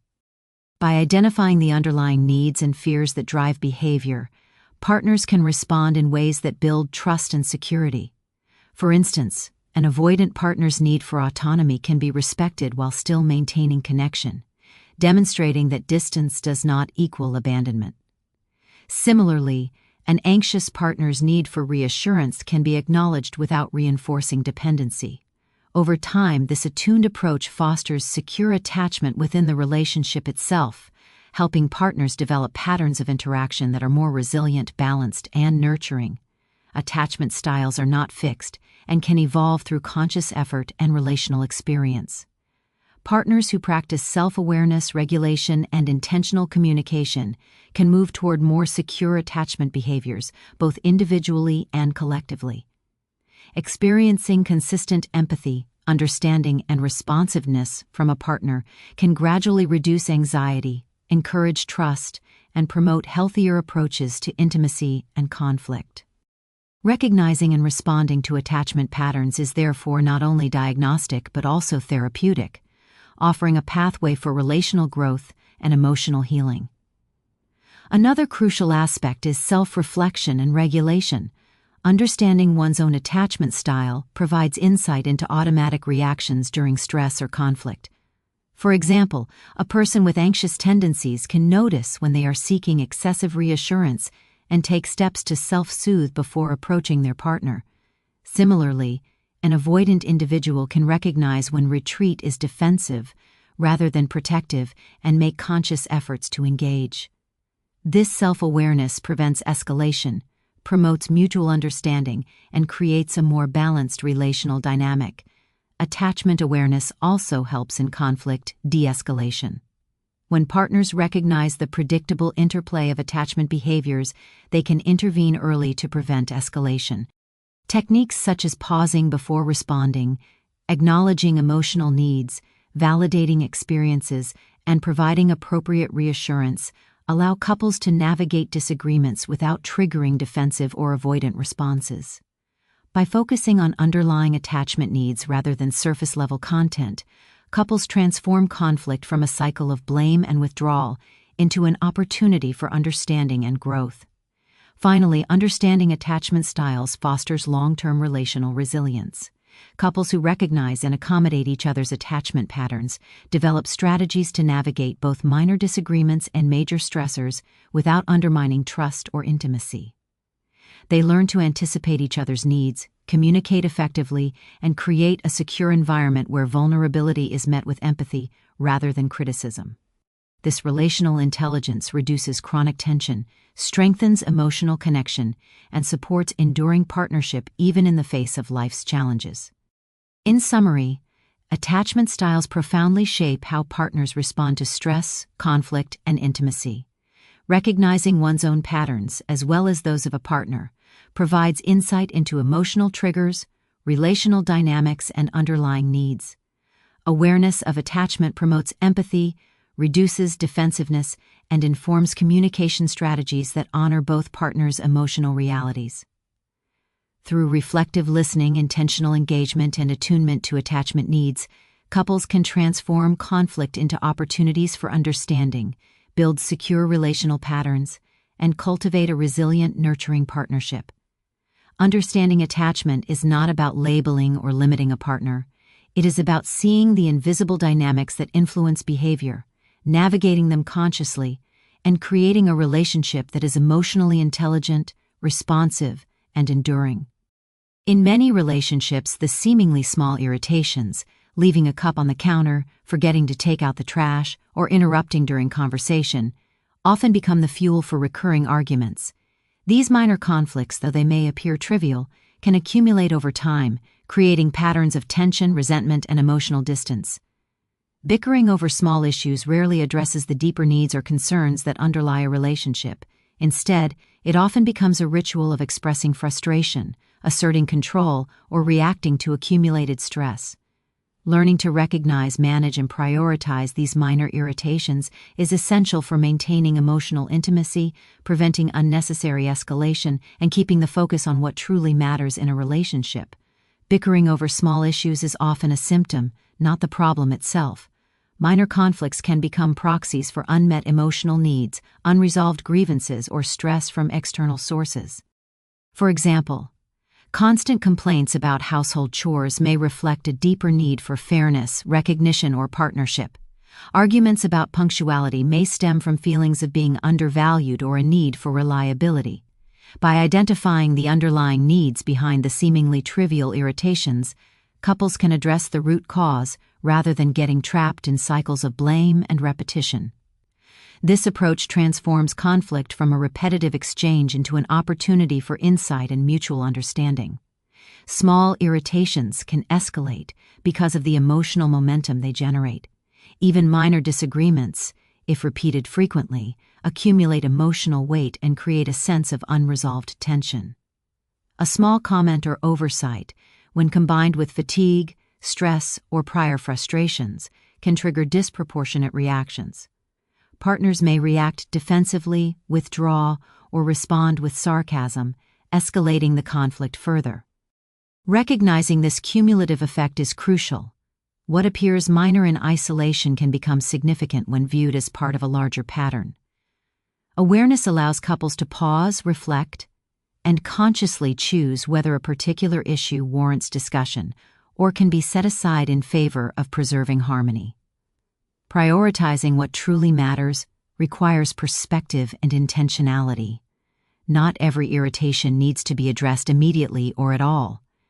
Couples benefit from asking themselves, is this issue significant enough to warrant discussion, or will addressing this small frustration improve our relationship, or simply create tension? This reflective approach prevents the habitual escalation of minor conflicts and encourages energy to be directed toward the issues that genuinely affect the relationship's health and emotional connection. It fosters a sense of emotional discernment, helping partners differentiate between trivial annoyances and matters of importance. Learning to stop bickering also involves emotional regulation and self-awareness. Reactivity often drives minor conflicts. A partner may respond immediately to an irritation without considering the emotional triggers, resulting in disproportionate arguments. Pausing before responding, taking a breath, or temporarily stepping away allows individuals to assess whether the irritation is worth addressing, and if so, how to communicate it constructively. This self-regulation reduces defensiveness, prevents escalation, and maintains the relational space needed for connection and empathy. Communication strategies play a key role in managing minor conflicts. Rather than expressing frustration as criticism or complaint, partners can frame concerns constructively. For example, instead of saying, "You never clean up after yourself," a partner might say, "I feel overwhelmed when the dishes pile up, and I'd appreciate if we could share the responsibility more evenly." This approach focuses on expressing feelings and needs without blaming or attacking, transforming a potential source of bickering into an opportunity for collaboration. It maintains respect, fosters problem-solving, and prevents minor irritations from becoming persistent sources of resentment. Understanding the context of minor conflicts is also essential. Daily life is filled with stressors, deadlines, and obligations that can amplify reactions to small issues. Recognizing when irritations are amplified by external pressures helps couples respond with compassion rather than judgment. For instance, a partner arriving home late after a demanding day may unintentionally trigger frustration about punctuality or household routines. Awareness of the broader context allows both partners to separate the individual incident from the cumulative stress, reducing the likelihood of overreaction. Another aspect is choosing battles wisely. Couples who engage in constant bickering often experience a cycle of escalation where minor conflicts overshadow meaningful conversations. By deliberately deciding which issues matter and which can be let go, partners conserve emotional energy, reduce tension, and create space for intimacy and connection. This does not mean avoiding important discussions, but rather distinguishing between trivial annoyances and conflicts that truly affect the relationship's well-being. Prioritization fosters emotional maturity and relational resilience, allowing couples to address meaningful concerns effectively while letting go of unnecessary disputes. Bickering over minor issues can also undermine trust and emotional safety. Repeated small conflicts create a relational environment where partners feel criticized, misunderstood, or undervalued. Over time, this erodes intimacy, increases defensiveness, and diminishes the capacity for open communication. By consciously reducing unnecessary bickering, couples reinforce safety and respect, signaling that their energy is devoted to connection rather than critique. This shift strengthens the relational foundation, promoting trust, empathy, and collaboration. Preventing minor conflicts from escalating also requires empathy and perspective-taking. Recognizing that a partner's actions are rarely intended to provoke or harm allows couples to approach irritations with curiosity and understanding rather than judgment. For instance, if one partner forgets a small task rather than interpreting it as carelessness or disrespect, the other can consider possible stressors or competing priorities. Responding from empathy reduces defensiveness, fosters patience, and transforms small frustrations into opportunities for compassion and problem-solving. Finally, stopping bickering over minor issues is a long-term relational practice. It requires consistent awareness, emotional regulation, and intentional communication. Couples who cultivate this habit report greater satisfaction, less tension, and stronger emotional connection.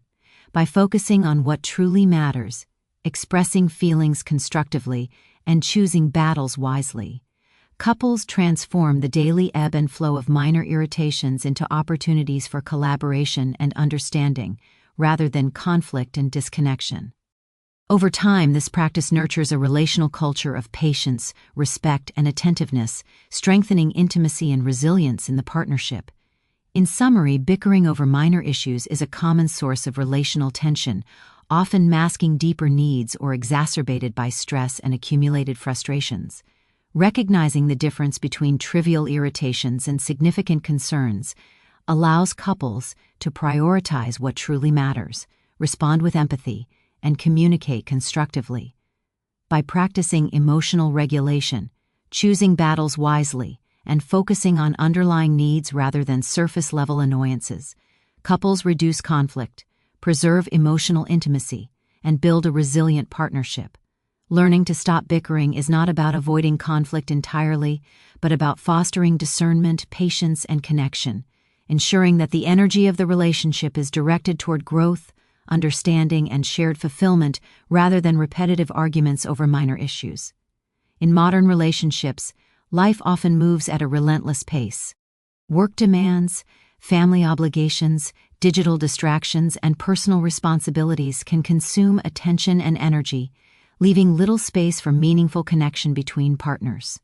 Over time, this constant busyness can erode intimacy, create emotional distance, and exacerbate stress, both individually and relationally. Establishing rituals of connection, deliberate, recurring routines that foster presence, attention, and shared experience, is a powerful strategy for counteracting these pressures. These rituals are not grand gestures or rare events. Rather, they are small, intentional moments woven into everyday life that signal care, attention, and relational priority. By consistently engaging in these rituals, couples reduce cumulative stress, deepen emotional intimacy, and create a foundation of security and mutual support. Rituals of connection serve as anchors of stability in the unpredictable flow of daily life. When couples establish routines, such as sharing morning coffee, a brief evening conversation, or a daily walk, they create predictable moments of presence that signal availability and attentiveness. These rituals reinforce the relational bond and provide opportunities to check in with each other emotionally, mentally, and physically. Even brief daily interactions can have a profound impact when they are consistent and intentional, signaling that the relationship is a priority amidst competing demands. One of the key benefits of daily rituals is their capacity to mitigate cumulative stress. Life stressors often accumulate quietly, leading to irritability, fatigue, and relational tension. Without regular opportunities to reconnect, minor frustrations or unspoken concerns can build over time, increasing the likelihood of conflict. Rituals of connection act as a release valve, allowing partners to share experiences, express emotions, and support each other consistently, rather than letting stress fester. These routines help maintain emotional equilibrium, ensuring that both partners feel seen, valued, and supported. Rituals also enhance emotional attunement and empathy. By setting aside intentional time for presence, couples create space to observe, listen, and respond to each other's emotional cues. This attentiveness deepens understanding and fosters mutual validation. For example, a simple daily check-in, asking "How was your day?" and truly listening without distraction, provides insight into stressors, needs, and moods, allowing partners to respond empathetically. This consistent attunement strengthens emotional intelligence within the relationship and reduces the likelihood of misunderstandings escalating into conflict. These rituals can take many forms, adapted to the couple's lifestyle and personalities. They may include shared meals, morning or bedtime rituals, brief physical touch, intentional compliments, digital-free conversations, or weekly date nights. The specific activity is less important than the intentionality and consistency behind it. The act of deliberately setting aside time and attention conveys commitment, love, and relational presence, signaling that the connection is not incidental, but central to the partnership. Over time, these rituals accumulate into a relational rhythm that fosters intimacy, trust, and emotional safety. Rituals of connection also bridge the gap between quantity and quality of time. Partners may spend hours in proximity yet feel emotionally disconnected if interactions lack attentiveness or engagement. Rituals ensure that even brief moments carry depth and meaning. For instance, a 5-minute daily ritual of holding hands and sharing appreciations can be more powerful than hours of distracted co-presence. By infusing intention and attention into everyday interactions, couples transform ordinary routines into opportunities for relational enrichment, creating a sense of continuity and shared purpose. Establishing these rituals requires conscious effort and prioritization. In busy lives, it is easy to let routines slide or defer connection in favor of convenience. However, without deliberate practice, emotional disconnection can gradually take root. Partners must communicate about what rituals are meaningful, schedule them consistently, and protect them from distraction or interference. This intentionality demonstrates relational commitment, reinforces shared priorities, and models the importance of emotional presence in sustaining a healthy partnership. Rituals of connection also provide predictable emotional anchors that support resilience during periods of stress or conflict. When life circumstances introduce strain, having established routines of attention and presence allows couples to reconnect quickly and effectively. The shared rituals act as a buffer, preventing stress from overwhelming the relationship. Knowing that there are consistent opportunities for presence and mutual support fosters trust, reduces anxiety, and maintains relational equilibrium even amidst external pressures. Another critical function of rituals is their role in maintaining intimacy and desire. Emotional connection and physical intimacy are deeply intertwined. Regular rituals that foster closeness, affirmation, and shared experience increase the likelihood of spontaneous affection, playfulness, and sexual connection. Couples who intentionally engage in daily relational practices report higher satisfaction and a stronger sense of partnership, as these rituals continuously reinforce the emotional and relational bonds that underpin desire and attraction. Rituals also cultivate a sense of shared identity and partnership. By engaging in consistent practices together, couples create shared meaning, memories, and relational culture. These routines signal collaboration and unity, emphasizing that the relationship is an active, living entity rather than a passive arrangement. The rituals become part of the couple's story, fostering continuity, belonging, and relational coherence over time. Finally, the practice of establishing rituals of connection encourages mindfulness and presence. Life's pace often fosters distraction, multitasking, and emotional disengagement. Rituals require partners to slow down, notice each other, and engage intentionally. This mindfulness strengthens emotional regulation, reduces reactive behaviors, and fosters a relational climate of curiosity, appreciation, and responsiveness. The cumulative effect of these small, repeated moments is profound. They prevent emotional drift, buffer stress, and build a resilient foundation of trust and intimacy. In summary, daily rituals of connection are small but powerful practices that anchor relationships amidst the demands and distractions of modern life. By intentionally creating routines that foster presence, attention, and shared experience, couples reduce cumulative stress, deepen emotional attunement, and enhance intimacy. These rituals provide predictable opportunities for validation, empathy, and relational care, supporting resilience, desire, and partnership. Whether through shared meals, brief check-ins, physical touch, or intentional conversation, the consistent practice of rituals strengthens the relational fabric, creating a sense of safety, belonging, and ongoing connection.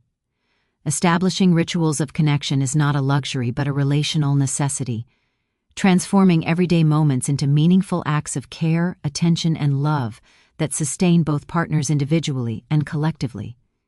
Infidelity is one of the most profound challenges a relationship can face, shaking the foundations of trust, intimacy, and security. When betrayal occurs, the partner who has been hurt often experiences a whirlwind of emotions: shock, anger, sadness, fear, and doubt, while the partner who committed the infidelity may experience guilt, shame, or defensiveness. In the aftermath, repairing trust is not simply a matter of apologies or promises. It requires a deliberate and sustained effort grounded in transparency, consistency, and emotional accountability. Recognizing the patterns that led to the breach, understanding relational vulnerabilities, and committing to actionable steps are essential for rebuilding a partnership in a way that is authentic, meaningful, and enduring. Recognizing patterns after infidelity begins with self-reflection and honesty. Both partners need to examine the circumstances and behaviors that contributed to the betrayal. This includes exploring relational dynamics such as emotional disconnection, unmet needs, communication breakdowns, or avoidance of conflict. Understanding these patterns is not about assigning blame, but about illuminating how relational vulnerabilities created a context in which infidelity could occur. By acknowledging these patterns openly, couples gain insight into relational weaknesses, paving the way for constructive dialogue and conscious change.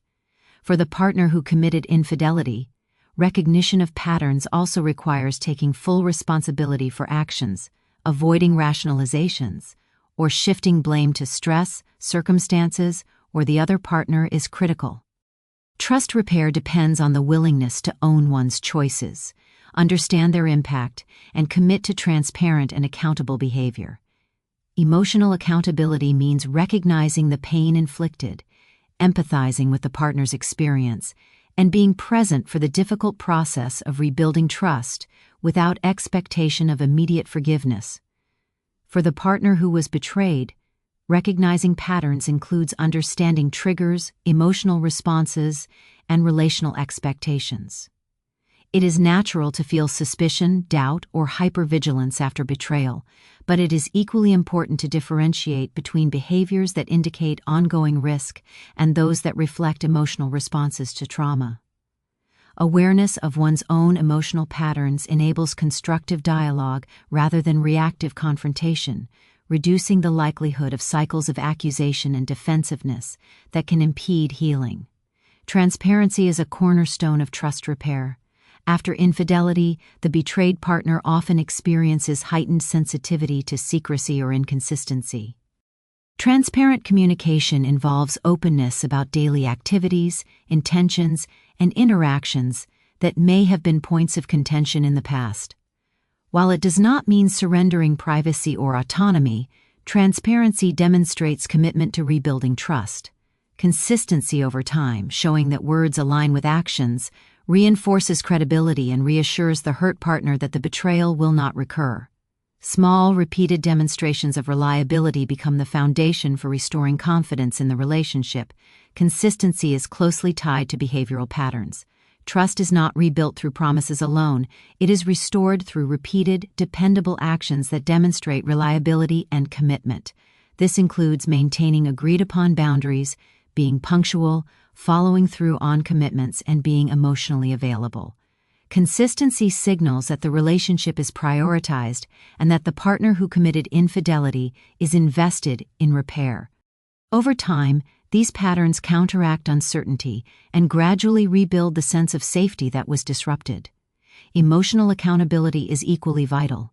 Infidelity often creates deep wounds, and repair requires addressing not only practical behaviors but also the emotional consequences of betrayal.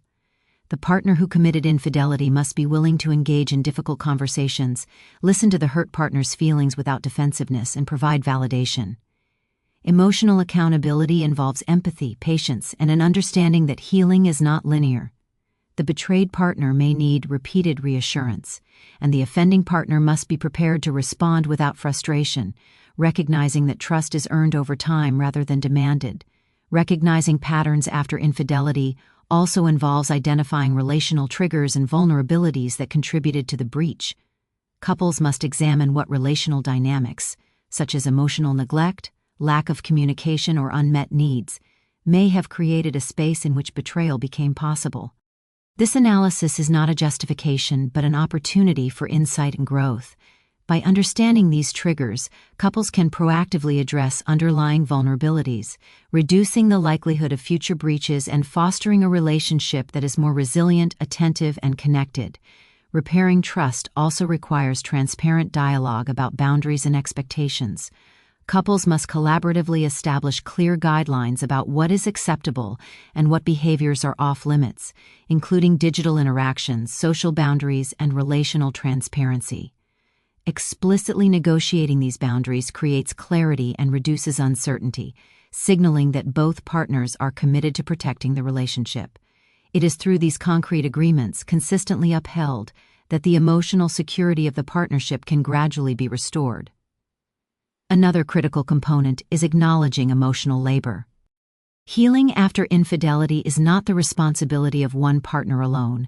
Both partners must engage in the difficult work of understanding, validating, and responding to emotions.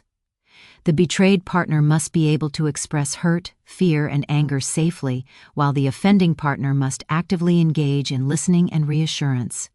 This mutual emotional labor fosters empathy, rebuilds relational attunement, and creates a shared sense of commitment to repair.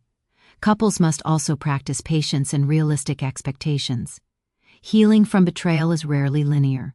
Emotional fluctuations, doubt, and resurfacing pain are natural. Recognizing this pattern allows couples to navigate setbacks without succumbing to despair or anger. A single lapse in communication or a moment of doubt does not indicate inevitable failure. It is part of the process. Commitment to transparency, consistency, and accountability over time allows trust to deepen gradually, reinforcing the relational foundation. Forgiveness, when appropriate, is a separate but related process. Recognizing patterns after infidelity allows the betrayed partner to understand the full context, which can facilitate informed and conscious forgiveness. Forgiveness does not erase the past or mean condoning the behavior. Rather, it reflects a decision to engage with the relationship constructively, informed by insight, understanding, and evidence of changed behavior. Forgiveness and trust rebuilding proceed hand in hand, rooted in ongoing transparency, consistency, and accountability. Recognizing patterns after infidelity is also a preventive measure for the future. By examining what contributed to the betrayal, couples gain tools to avoid repeating the same dynamics. This proactive approach strengthens relational resilience, enhances emotional intelligence, and fosters a partnership that is responsive to vulnerabilities rather than reactive to crises. Patterns of avoidance, secrecy, or disengagement can be replaced with intentional communication, boundary setting, and mutual accountability, creating a healthier, more transparent relational culture. Finally, the process of rebuilding trust after infidelity is a profound opportunity for relationship transformation. While the pain is undeniable, couples who commit to transparency, consistency, and emotional accountability often emerge with a stronger, more conscious partnership. Recognizing and addressing relational patterns deepens understanding, reinforces emotional attunement, and strengthens commitment. By navigating the aftermath with intentionality and care, partners can cultivate a relationship that is not defined by betrayal, but by resilience, empathy, and mutual growth. In summary, recognizing patterns after infidelity is a critical step in repairing trust and restoring intimacy. Trust repair requires transparency, ensuring that words and actions are aligned and observable, consistency, demonstrating reliability and commitment over time, and emotional accountability, validating pain and responding empathetically. By understanding relational vulnerabilities, examining triggers, establishing boundaries, and engaging in sustained relational labor, couples create the conditions for healing and resilience. Infidelity, while profoundly challenging, can catalyze growth, reflection, and deeper connection when approached with awareness, honesty, and deliberate effort.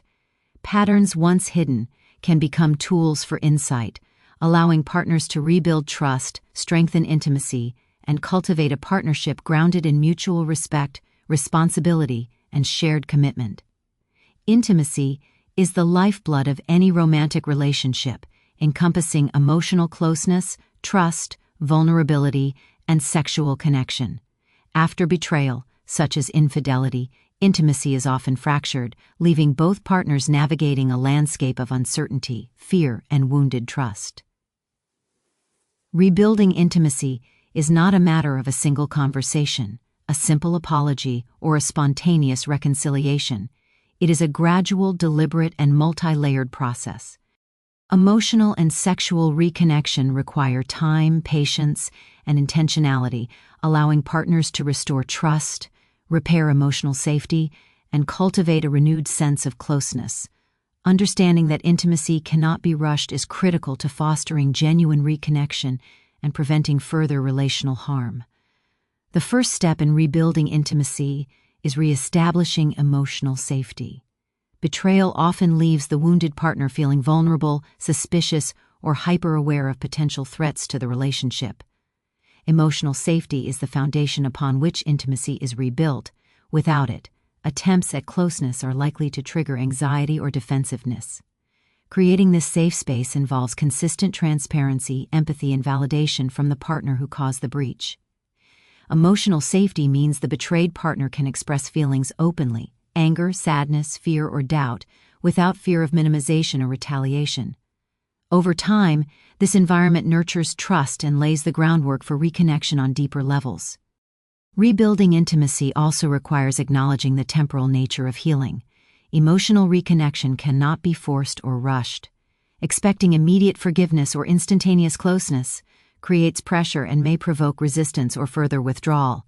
Both partners must recognize that trust and desire are rebuilt incrementally, often in small, meaningful moments of connection, rather than dramatic gestures. A brief conversation that fosters understanding, a shared laugh, a reassuring touch, or a moment of vulnerability all contribute to the gradual restoration of emotional intimacy.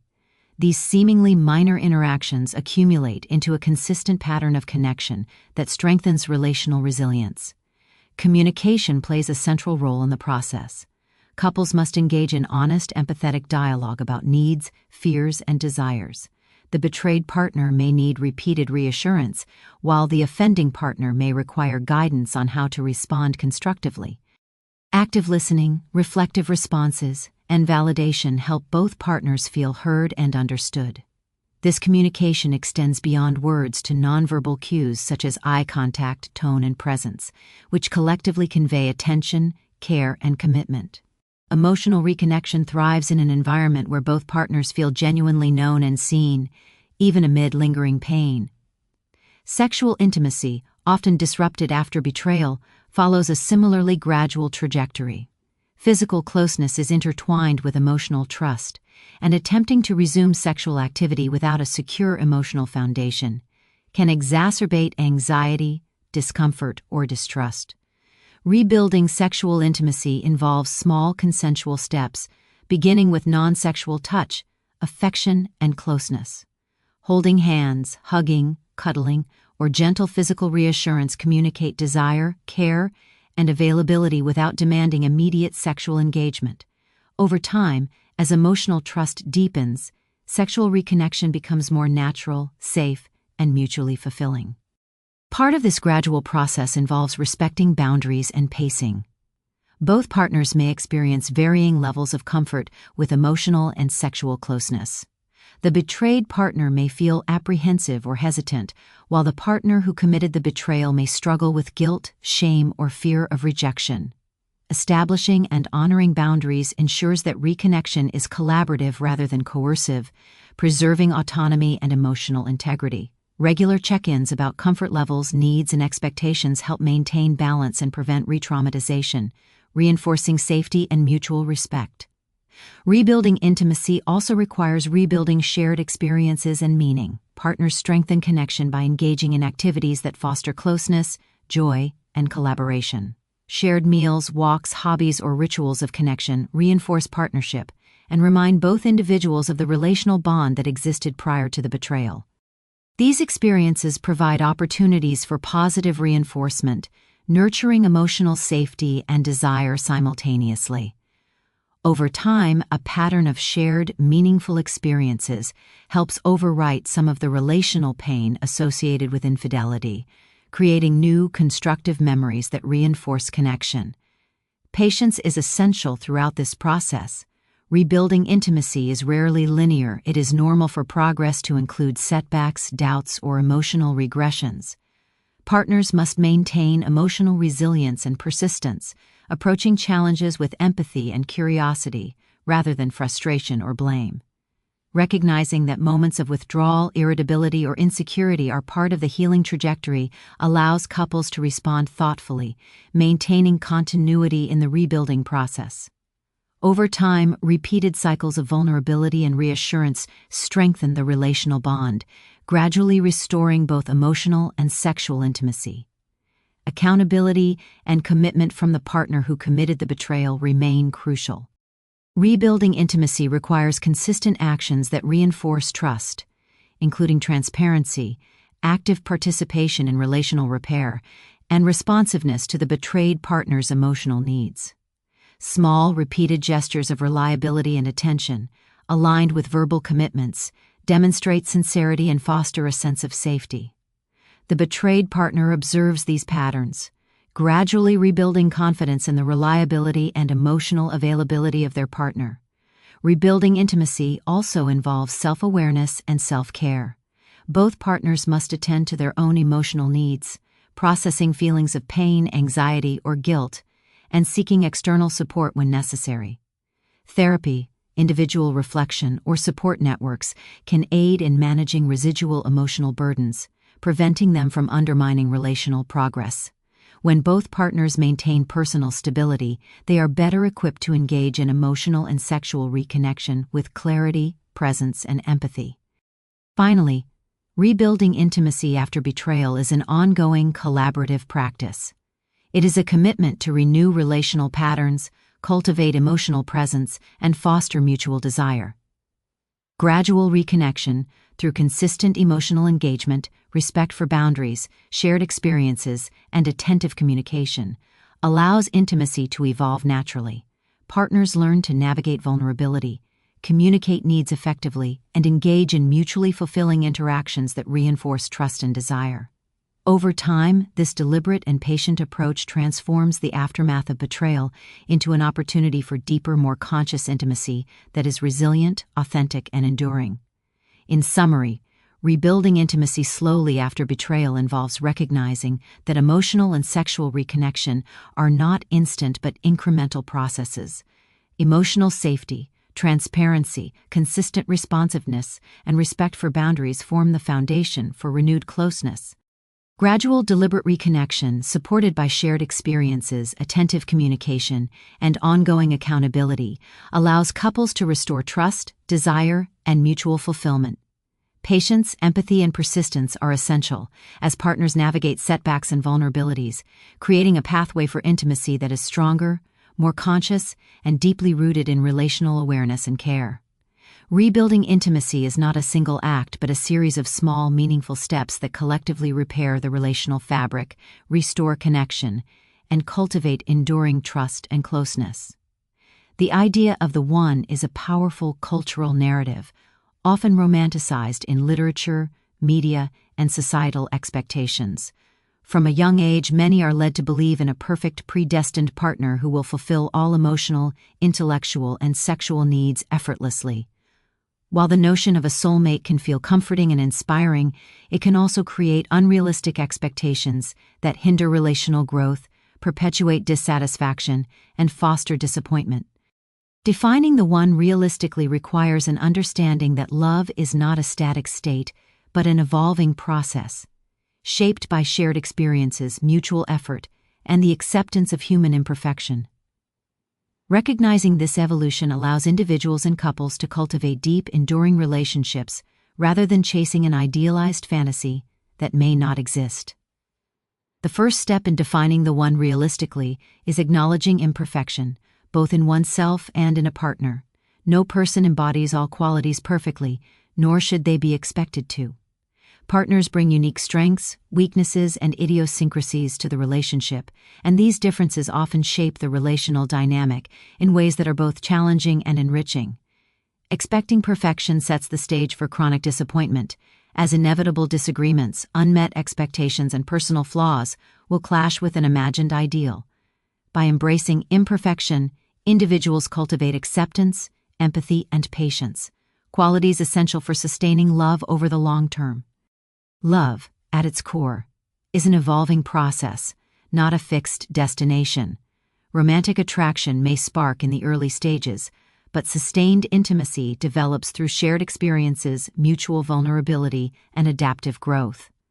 Couples who understand this evolution recognize that initial chemistry or passion is not the sole indicator of compatibility, nor does it guarantee long-term fulfillment. Realistic expectations involve valuing the journey of relational development, learning to navigate conflict, negotiate differences, and deepen emotional and sexual intimacy, rather than expecting a prepackaged, effortless bond. Love matures over time, and partners grow together, shaping each other's perspectives, behaviors, and emotional resilience. Defining the one realistically also requires prioritizing core values over superficial traits. While physical attraction, humor, or charm may spark initial interest, long-term satisfaction is often grounded in alignment of values, emotional intelligence, and relational vision. Partners who share similar approaches to communication, conflict resolution, life goals, and moral frameworks are more likely to sustain a healthy relationship than those who superficially match an idealized image.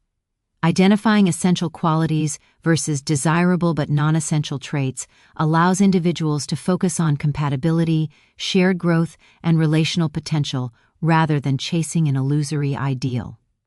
Another important aspect is understanding relational effort. Love is not merely a feeling that exists independently, it is a series of intentional actions, decisions, and investments that cultivate connection and resilience.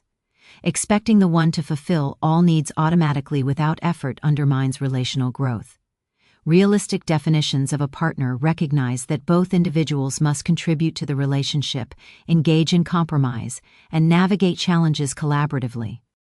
Love flourishes when partners actively invest in understanding, supporting, and challenging each other, transforming potential frustrations into opportunities for intimacy and growth. Perfectionism in the quest for the one often distorts perception, causing individuals to overlook meaningful compatibility in favor of minor imperfections or unmet fantasies. This can result in cycles of searching, disappointment, and avoidance of commitment. By reframing expectations, individuals learn to appreciate qualities that support relational depth, emotional availability, empathy, humor, curiosity, and resilience, rather than fixating on an unattainable ideal. This shift from perfection to potential creates space for authentic connection, sustained intimacy, and relational satisfaction. Realistic understanding of the one also involves accepting change within the partner and relationship. Individuals evolve, and so do their desires, priorities, and emotional landscapes. A partner who may not initially embody every ideal trait can grow, adapt, and reveal new dimensions that enhance compatibility and relational fulfillment. Flexibility and openness to growth, both individually and collectively, are critical to sustaining love over the long term.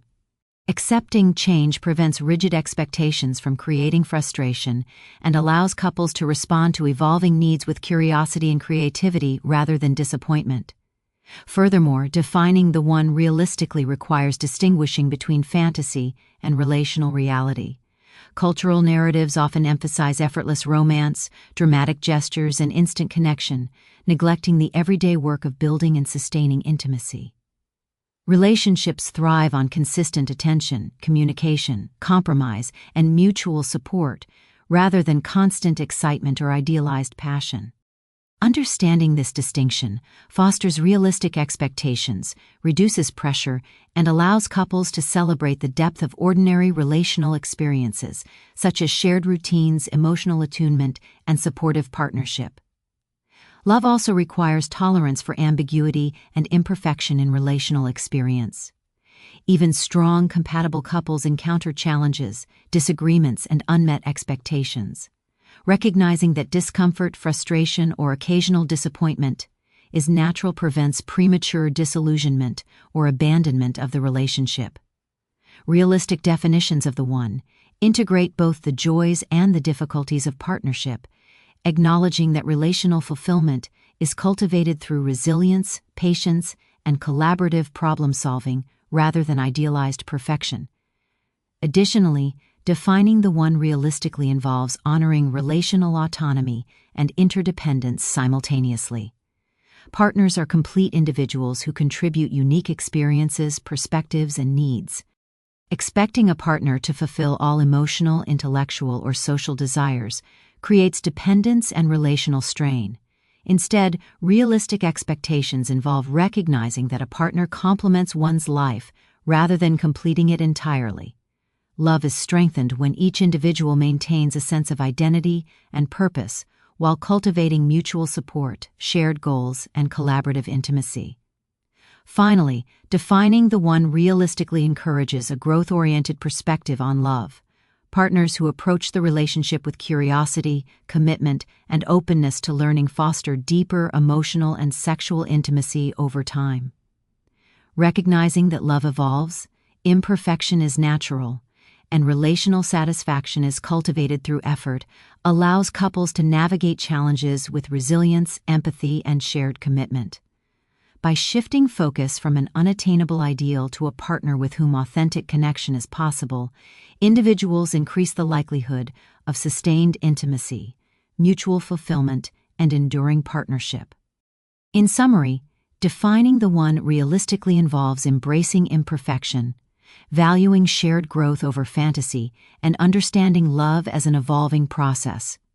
Rather than seeking a flawless partner who fulfills every desire effortlessly, individuals and couples focus on compatibility, core values, emotional intelligence, and relational effort. Love is nurtured through intentional action, patience, and the cultivation of emotional and sexual intimacy over time. By rejecting perfectionist ideals and acknowledging the reality of human complexity, partners create a foundation for authentic connection, mutual support, and enduring relational satisfaction. Realistic definitions of the one transform the pursuit of love from a quest for fantasy into an opportunity for profound partnership, personal growth, and lasting intimacy. One of the most transformative approaches in maintaining a healthy, resilient relationship is cultivating curiosity rather than judgment. Differences between partners, whether in values, preferences, communication styles, or emotional responses, are inevitable. When approached with judgment, these differences can quickly become sources of conflict, defensiveness, and relational tension. However, when approached with curiosity, differences transform into opportunities for learning, empathy, and deeper understanding. Curiosity allows partners to engage with each other's perspectives thoughtfully, explore underlying motivations, and strengthen the relational bond without succumbing to the need to win or prove a point. This shift from judgment to curiosity is fundamental for emotional intelligence, relational growth, and long-term intimacy. Practicing curiosity begins with self-awareness and emotional regulation. Often, judgment arises from our own insecurities, assumptions, or unmet expectations. When a partner behaves in a way that triggers discomfort, irritation, or disagreement, it is easy to react defensively or critically. Curiosity requires recognizing these automatic reactions, pausing and asking oneself, why do I feel this way? What is driving my need to be right or critical? By tuning into our internal landscape, we can separate our emotional triggers from the other person's behavior, creating space for inquiry rather than condemnation. Curiosity also involves listening with intention. Listening without immediately evaluating or rebutting a partner's perspective allows one to understand their experience, needs, and reasoning. Reflective listening techniques, such as paraphrasing, asking clarifying questions, or summarizing the partner's point of view, demonstrate engagement and reduce defensiveness. When partners feel heard and understood, they are more likely to reciprocate with openness and empathy, fostering a relational environment where differences are explored constructively rather than fought over. Approaching differences with curiosity also means shifting from a win-lose mindset to a learning mindset. In many relationships, disagreements are treated as competitions where one partner must prevail. This dynamic often leads to escalating conflict, resentment, and emotional distancing. Curiosity reframes disagreements as opportunities to explore perspectives, uncover hidden needs, and co-create solutions. Instead of focusing on who is right, partners focus on understanding why a difference exists, what it reveals about each person's experiences, and how the relationship can adapt in ways that honor both perspectives. Curiosity allows couples to investigate underlying needs and emotions behind disagreements. Surface-level differences often mask deeper vulnerabilities, such as fear of rejection, desire for autonomy, or need for validation. By asking questions like, "What does this mean to you?" or "What are you hoping for in this situation?" partners can uncover the emotional drivers behind behavior. Understanding these needs fosters empathy, reduces blame, and transforms conflict from an adversarial exchange into a collaborative dialogue. Over time, this approach strengthens emotional connection and prevents patterns of criticism or defensiveness from taking root. Another essential element is suspending assumptions and judgments. Often, conflicts escalate because partners interpret behavior through the lens of past experiences, cultural norms, or personal biases. Curiosity requires acknowledging these lenses and intentionally asking, "Am I seeing this accurately or through my own assumptions?" By pausing to question automatic interpretations, partners create space for nuanced understanding, reducing the risk of miscommunication and unwarranted criticism. This practice encourages openness, humility, and relational flexibility. Curiosity also promotes experimentation and growth within the relationship. By approaching differences as opportunities to explore, learn, and adapt, couples can discover creative solutions, test new communication strategies, and expand relational capacity. For instance, a disagreement about household responsibilities can become an experiment in negotiation, shared planning, and role flexibility. Curiosity transforms conflict into co-learning rather than competition, fostering resilience and relational intelligence. In addition, practicing curiosity enhances empathy and perspective-taking. By genuinely seeking to understand a partner's experiences, feelings, and worldview, individuals can step outside their own perspective and appreciate the complexity of relational dynamics.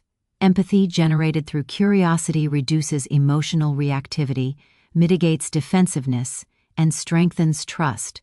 When both partners practice curiosity consistently, a culture of mutual respect, psychological safety, and openness emerges, allowing differences to enrich the relationship rather than threaten it. Curiosity also fosters emotional intimacy and vulnerability. When partners approach each other without judgment, it creates a safe environment for authentic expression. Vulnerable sharing, whether about fears, insecurities, or desires, is more likely to occur when partners feel they will be received with inquiry rather than criticism.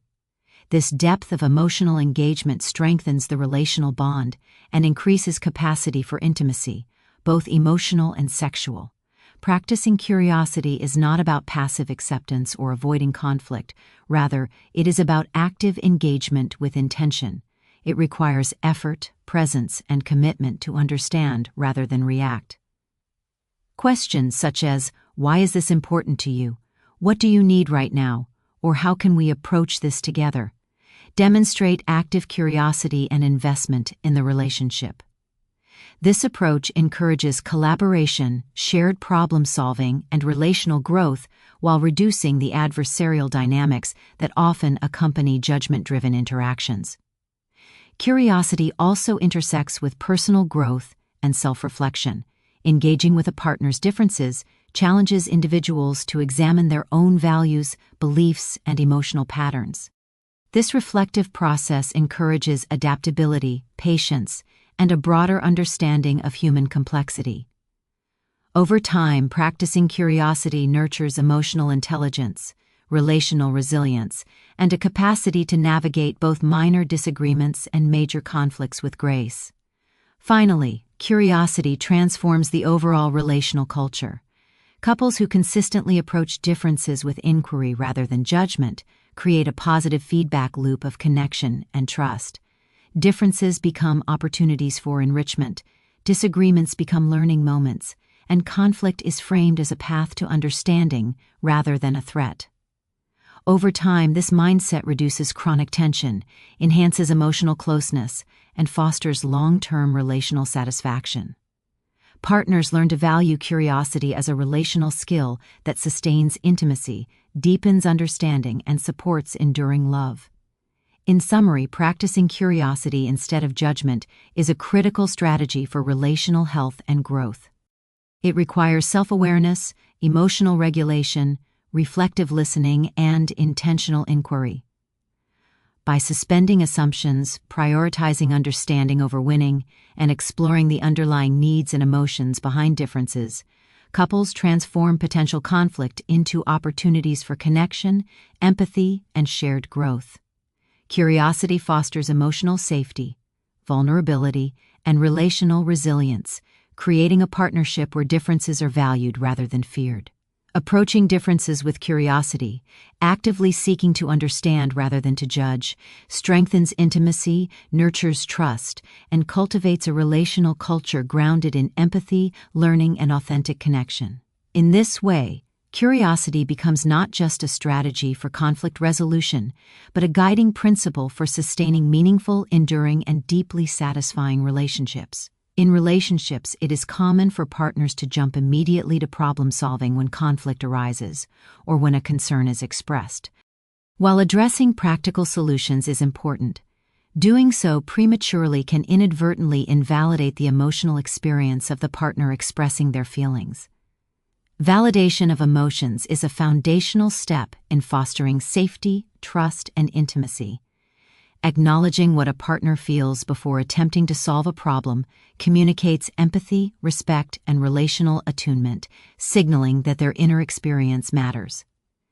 This approach strengthens connection, reduces defensiveness, and creates a relational environment in which both partners feel seen, heard, and valued. Validation begins with active listening. It requires the listener to be fully present, attentive, and free from distractions. This means setting aside phones, pausing internal commentary, and intentionally focusing on the partner's words, tone, and nonverbal cues. Listening attentively communicates respect and conveys that the emotional content, not just the factual content, is being received. Active listening also allows the listener to observe nuances in emotion, frustration, fear, sadness, or anxiety that may otherwise be overlooked if the focus is solely on finding a solution. Central to validation is the practice of acknowledging and naming feelings. When a partner expresses a concern or shares an emotional experience, reflecting back what you hear demonstrates understanding and attunement. Simple statements such as, "It sounds like you're feeling hurt by what happened," or "I can see that this situation made you frustrated," confirm the reality of the partner's emotions. Naming emotions does not require agreement with perspective or assigning blame. It is simply recognition that their experience is legitimate. This acknowledgement fosters a sense of safety, signaling that emotional expression is welcome rather than judged or dismissed. Validation also requires suspending judgment and defensiveness. Often, partners feel compelled to explain, justify, or correct the situation immediately upon hearing concerns.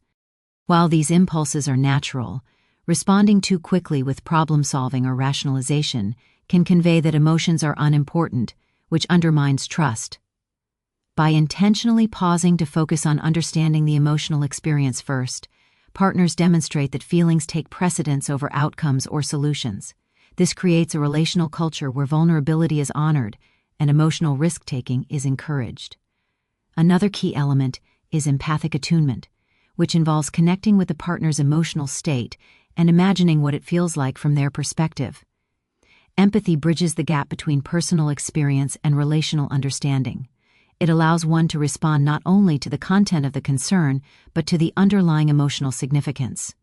For example, a partner expressing frustration about a missed deadline may be revealing deeper feelings of insecurity, disappointment, or fear of being undervalued.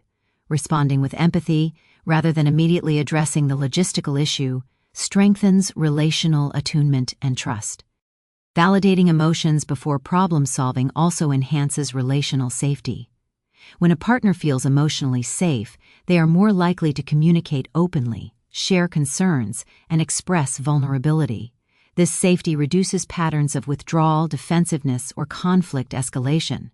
It signals that the relationship is a secure space where emotions are respected, not dismissed, and where mutual understanding is prioritized over immediate resolution. Safety is the foundation upon which constructive problem-solving can effectively occur. Once emotions are acknowledged and validated, problem-solving becomes more collaborative and effective. When a partner feels heard and understood, they are less likely to react defensively or with resentment during discussions about solutions. Validation diffuses tension, lowers emotional arousal, and prepares both partners to approach practical issues with clarity, openness, and cooperation. Addressing problems after emotional acknowledgement ensures that solutions are grounded in mutual understanding rather than reactive responses. Validation also strengthens trust and intimacy. Consistently acknowledging a partner's emotions signals reliability, empathy, and emotional presence. Over time, partners develop confidence that their feelings will be respected and that their emotional reality matters. This trust deepens emotional closeness, encourages vulnerability, and fosters a relational climate where conflicts are navigated constructively rather than destructively. Emotional validation becomes a relational habit that reinforces safety and connection in both routine interactions and moments of tension. Furthermore, validation involves avoiding minimization or dismissal of emotions. Phrases such as "you're overreacting" or "it's not a big deal" undermine emotional experience and can trigger defensiveness or withdrawal. Even if the listener believes a concern is minor, the emotional response is valid because it reflects the partner's lived experience. Respecting this reality, without judgment or correction, reinforces emotional legitimacy and relational respect. Over time, partners learn that expressing feelings is safe and meaningful, strengthening communication and reducing chronic frustration or resentment. Another important aspect of emotional validation is curiosity about underlying needs. Emotions often signal unmet needs, whether for respect, attention, autonomy, or connection. By exploring the feelings behind the expressed concern, couples can uncover the deeper motivations that drive behavior and dissatisfaction. Asking questions like, "Can you help me understand what you need in this situation?" or "What would make you feel supported right now?" demonstrates curiosity and investment in meeting emotional needs. This approach transforms conflict into opportunities for mutual understanding and growth rather than confrontation. Validation also supports emotional regulation within the relationship. When a partner feels heard and acknowledged, their emotional intensity often decreases naturally, making it easier to engage in problem-solving or constructive dialogue. Emotional regulation reduces reactive responses, prevents escalation, and fosters a calmer, more collaborative relational climate. Both partners benefit. The speaker experiences relief and understanding, while the listener gains clarity and reduces relational tension. Practicing validation consistently requires intentionality and discipline. It is easy to default to problem-solving, offering advice, or dismissing concerns, particularly under stress or time pressure. However, cultivating the habit of first acknowledging emotions builds relational resilience. It is a skill that can be learned and strengthened through mindfulness, reflection, and deliberate practice. Over time, emotional validation becomes an integral part of the relational culture, supporting sustained trust, connection, and intimacy. Finally, validating emotions before solving problems is an act of respect, empathy, and relational investment. It communicates that the partner's inner world matters as much as external circumstances, that feelings are worthy of attention, and that relational connection takes precedence over efficiency or expediency.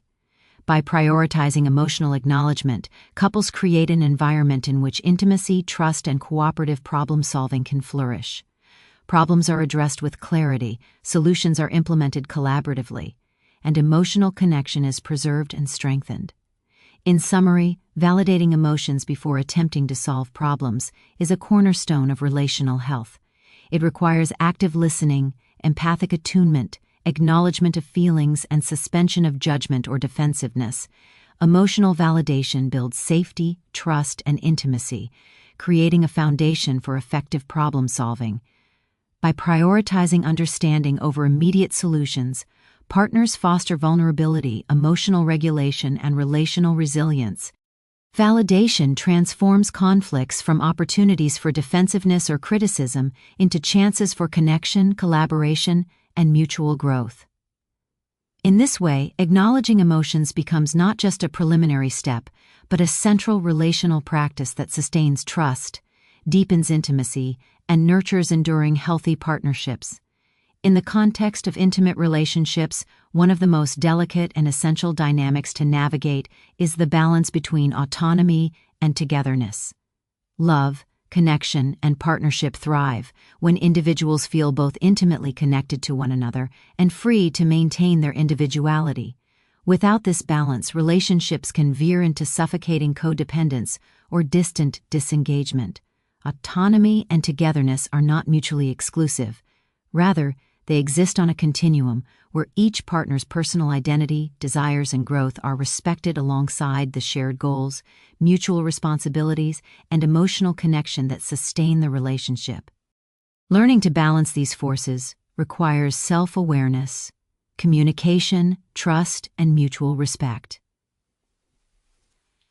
Autonomy is the expression of individuality within the relationship. It encompasses personal interests, social connections, career aspirations, emotional boundaries, and a sense of self that is independent of the partner. Healthy autonomy allows individuals to maintain personal identity, make independent choices, and pursue growth and fulfillment. When autonomy is respected in a relationship, partners feel empowered, confident, and emotionally secure, reducing the risk of resentment, stagnation, or enmeshment. The ability to preserve individuality fosters self-confidence, curiosity, and emotional resilience, which ultimately enhances the capacity for intimacy. Togetherness, on the other hand, refers to shared connection, collaboration, and the development of a relational identity. Togetherness is expressed through shared activities, mutual support, joint decision-making, and the cultivation of emotional and physical intimacy. It reinforces relational cohesion, trust, and mutual investment in the partnership. Togetherness allows couples to navigate life's challenges collaboratively, celebrate achievements, and experience a sense of unity that nurtures emotional safety and fulfillment. A relationship that emphasizes togetherness without autonomy risks creating dependency, emotional suffocation, or loss of personal identity, while too much autonomy without togetherness can result in emotional distance and disengagement. Balancing autonomy and togetherness begins with self-awareness and understanding personal needs. Each partner must recognize the degree of independence and closeness that is essential for their well-being. Some individuals require more personal space to recharge, pursue interests, or maintain friendships, while others may thrive on frequent interaction and shared experiences. Understanding these preferences allows partners to communicate needs clearly and negotiate boundaries without judgment or conflict. Awareness of one's own patterns also facilitates empathy toward the partner's needs, creating a climate of mutual respect. Communication is central to maintaining this balance. Couples who regularly discuss their needs for space, connection, and shared goals reduce ambiguity and prevent misunderstandings. Explicit conversations about how much time together feels fulfilling, what personal projects require autonomy, and which activities should be shared help establish a relational rhythm that honors both individuality and intimacy. These dialogues foster transparency, minimize assumptions, and provide opportunities for negotiation and adjustment as life circumstances evolve. Respecting autonomy also involves trust and confidence in the partner's independence. Healthy relationships recognize that personal growth, external friendships, or individual pursuits are not threats to the partnership, but enrich the relational experience. Trusting a partner to explore their individuality, make choices, and maintain boundaries strengthens relational security, reduces jealousy, and reinforces mutual respect. Autonomy is not a withdrawal from the relationship. Rather, it is a commitment to being fully present and engaged when partners come together, enhancing the quality of shared experiences. Togetherness is reinforced through shared goals, values, and relational rituals. While autonomy preserves individuality, togetherness nurtures connection. Shared goals, such as financial planning, parenting, travel, or personal development, create purpose and collaboration. Relational rituals, such as weekly date nights, shared meals, or intentional check-ins, provide predictable opportunities for presence, attention, and intimacy. These practices sustain connection while acknowledging the dynamic interplay between individuality and partnership. Togetherness strengthens emotional and relational cohesion, fostering a sense of belonging and mutual support. An important aspect of balancing autonomy and togetherness is negotiating boundaries with sensitivity and flexibility. Boundaries may shift depending on life stages, stressors, or personal development. Couples who revisit and renegotiate boundaries collaboratively demonstrate relational maturity and adaptability. This flexibility prevents rigidity, misunderstandings, or resentment, ensuring that both partners' needs are consistently honored. Boundaries should be viewed not as barriers but as frameworks that support emotional safety, personal growth, and relational harmony. Balancing these dynamics also requires awareness of interdependence. Healthy relationships are characterized by interdependence, where both partners rely on each other for support, collaboration, and intimacy while retaining individuality. Interdependence allows partners to engage fully in the relationship without losing personal identity or autonomy. This balance strengthens trust, cooperation, and emotional intimacy, enabling couples to navigate challenges collaboratively while respecting personal space and agency. Interdependence emphasizes mutual contribution and responsibility rather than unilateral dependence. Conflict resolution is an area where balancing autonomy and togetherness is particularly relevant. Differences in needs, priorities, or emotional responses can trigger tension if not navigated thoughtfully.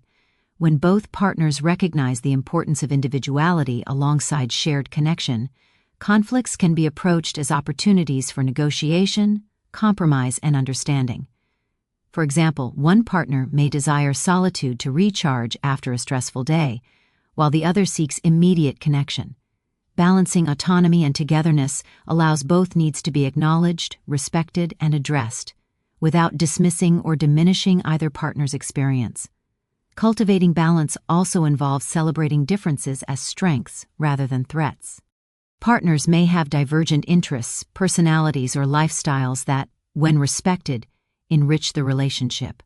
Autonomy fosters diversity of experience, perspective, and growth, while togetherness provides a platform to integrate these differences into a shared relational narrative. Couples who value both individual uniqueness and shared connection create a dynamic relationship in which each partner feels supported, understood, and engaged. Finally, balancing autonomy and togetherness is a continuous practice rather than a fixed achievement. Life circumstances, personal growth, and relational evolution continuously shift the equilibrium between independence and connection. Couples who remain attuned to these changes, communicate openly, and adjust collaboratively foster enduring relational satisfaction. The balance requires ongoing attention, self-reflection, empathy, and flexibility, reinforcing both personal fulfillment and relational intimacy. In summary, balancing autonomy and togetherness is a foundational principle of healthy, resilient relationships. Autonomy allows partners to preserve individuality, pursue personal growth, and maintain emotional integrity, while togetherness fosters connection, shared purpose, and relational cohesion. Achieving this balance requires self-awareness, communication, trust, negotiation of boundaries, and recognition of interdependence. By respecting personal space while cultivating shared goals and experiences, couples strengthen intimacy, enhance mutual respect, and navigate conflict constructively. This balance transforms relationships into spaces of both personal freedom and relational security, allowing love to flourish in a way that is sustainable, enriching, and deeply fulfilling. One of the most fundamental yet often overlooked skills in sustaining a healthy relationship is the ability to communicate desires clearly. Desires encompass not only tangible wants or needs but also emotional, relational, and sexual aspirations. When partners fail to articulate their desires, misunderstandings, resentment, and passive-aggressive behaviors often emerge. Clear communication of desires is not merely about asking for what you want. It is an act of emotional honesty, vulnerability, and relational responsibility. By expressing desires openly and directly, partners foster trust, intimacy, and mutual satisfaction while reducing the relational friction caused by ambiguity, assumptions, and unspoken expectations. Communicating desires effectively begins with self-awareness. Understanding what you truly want, need, or value requires introspection and reflection. Many people conflate desires with obligations, habits, or societal expectations, which can obscure authentic needs. Partners who take time to examine their own preferences, emotional triggers, and relational goals are better equipped to communicate them with clarity and confidence. This self-awareness also reduces the tendency to express desires indirectly or passively, which can lead to confusion and frustration for both partners. Expressing desires clearly requires direct, unambiguous language. Instead of hinting, complaining, or expecting the partner to intuit your needs, articulate them plainly. For example, rather than saying, "I guess you don't care about spending time together," a clearer expression might be, "I would really like us to have one evening together this week without distractions." Clear communication avoids misunderstandings, reduces assumptions, and provides the partner with actionable information to respond constructively. Directness is not harshness, it is clarity and honesty paired with empathy and respect. Avoiding passive-aggressiveness is central to communicating desires openly. Passive-aggressive behaviors, such as sulking, indirect complaints, silent treatment, or subtle criticism, signal dissatisfaction without providing an opportunity for resolution. While these behaviors may feel safer or less confrontational in the moment, they erode trust, create resentment, and escalate conflict over time. Expressing desires openly allows partners to engage in problem-solving, negotiate differences, and respond with understanding, rather than becoming caught in cycles of miscommunication and relational tension. Clarity in expressing desires also involves emotional attunement and timing. Communicating when both partners are emotionally regulated and receptive increases the likelihood that desires are heard and considered thoughtfully.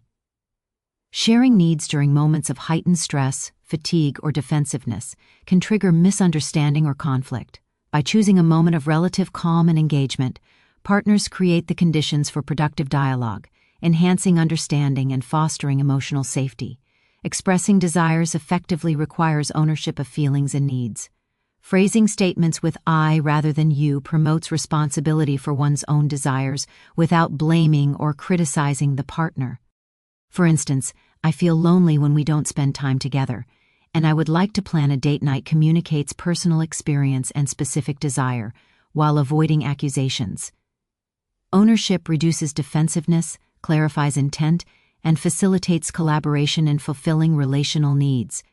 Clear communication of desires also supports relational equality and reciprocity. When both partners feel empowered to articulate their wants, the relationship becomes a space of mutual negotiation and respect, rather than hierarchy or unspoken expectation. Each partner's needs are acknowledged, and compromises can be discussed transparently. This equitable dynamic strengthens trust, emotional intimacy, and relational satisfaction, while minimizing resentment or unspoken frustration. Another critical element is specificity in expressing desires. Vague requests such as "I want more attention" or "I need you to be more caring" can be interpreted in multiple ways and leave the partner unsure of how to respond. Specificity transforms general statements into actionable guidance. "I would like us to talk for 30 minutes each evening without distractions," or "I would appreciate it if you could hold my hand when we walk together."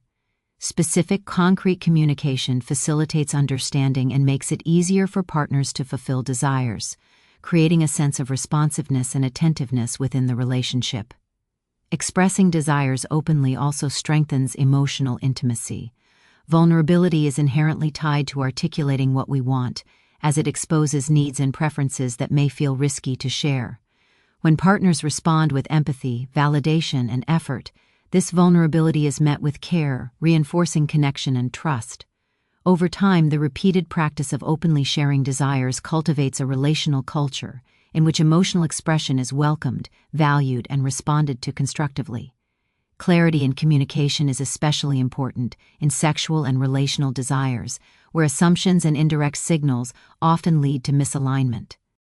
Sexual satisfaction and intimacy are enhanced when partners articulate preferences, boundaries, and needs openly.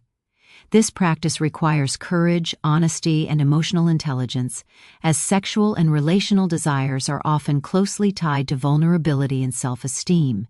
By fostering clear, judgment-free dialogue about these desires, partners enhance closeness, deepen trust, and increase relational satisfaction. Effective communication of desires also involves patience, negotiation, and compromise. Not all desires can be met fully or immediately, and recognizing the need for flexibility prevents frustration and resentment. Partners who communicate openly while remaining open to discussion, adjustment, and mutual accommodation build relational resilience.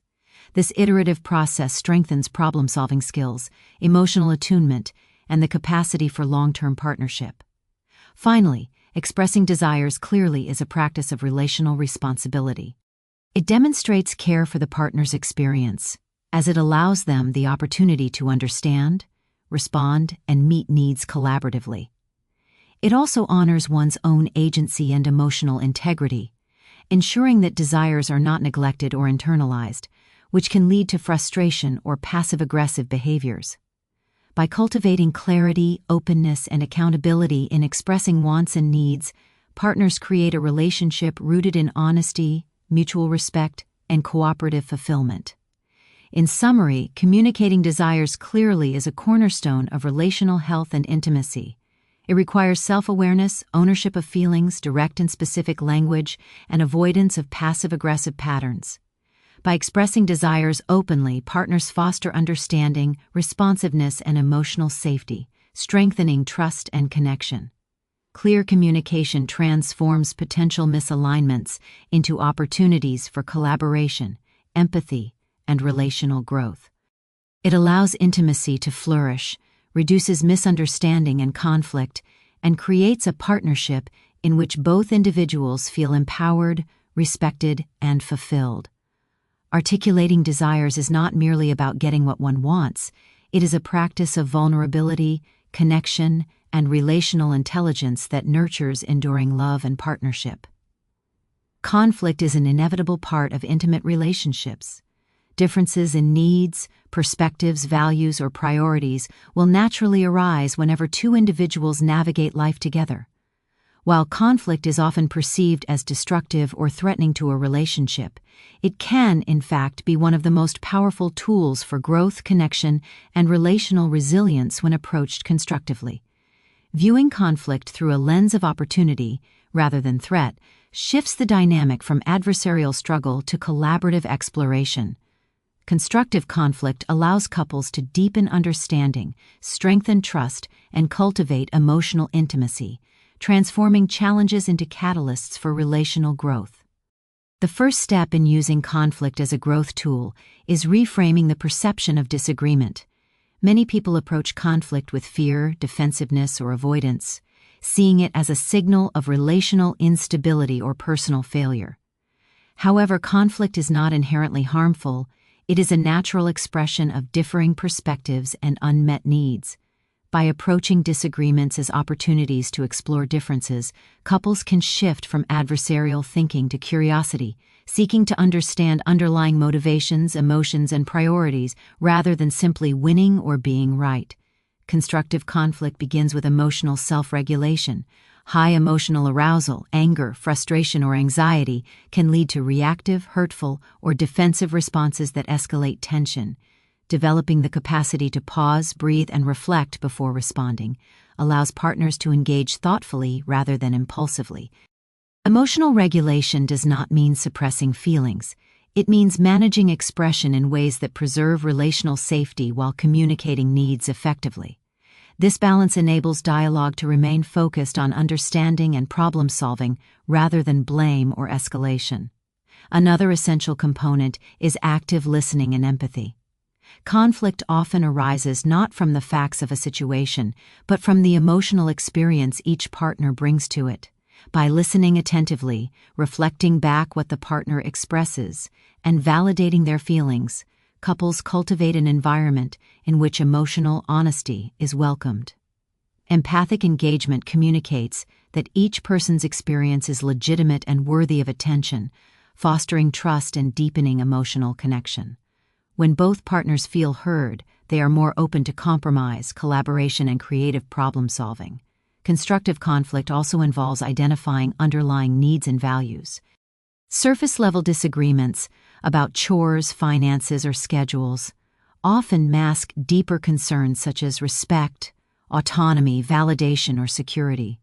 By exploring the emotional and relational drivers beneath the disagreement, partners can address the root causes rather than merely negotiating symptoms. Questions such as, "What is most important to you here?" or how does this situation affect your sense of safety or connection? Help uncover needs that can be met collaboratively. Understanding these deeper dynamics transforms conflict into an opportunity for mutual growth rather than a recurring source of tension.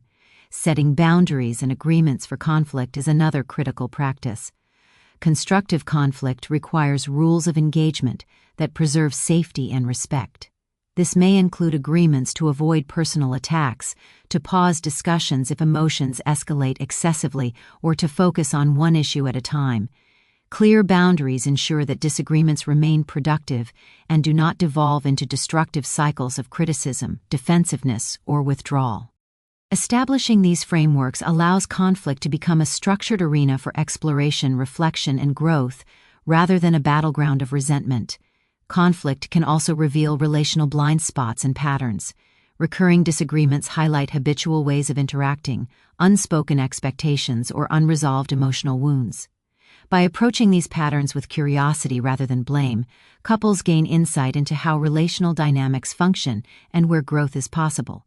For instance, a repeated argument about household responsibilities may expose differing assumptions about fairness, communication styles, or emotional labor. Recognizing these patterns creates opportunities to renegotiate expectations, enhance mutual understanding, and implement strategies that strengthen connection over time. Using conflict as a growth tool also requires collaborative problem-solving. Once emotions are acknowledged and underlying needs are understood, partners can work together to generate solutions that respect both perspectives. This may involve compromise, creativity, or experimentation with new approaches to shared challenges. Collaborative problem-solving reinforces a sense of partnership, showing that disagreements are not threats to the relationship, but occasions to practice cooperation, flexibility, and relational ingenuity. Over time, this approach strengthens relational resilience and mutual trust. Another important element is reflection and learning after conflict.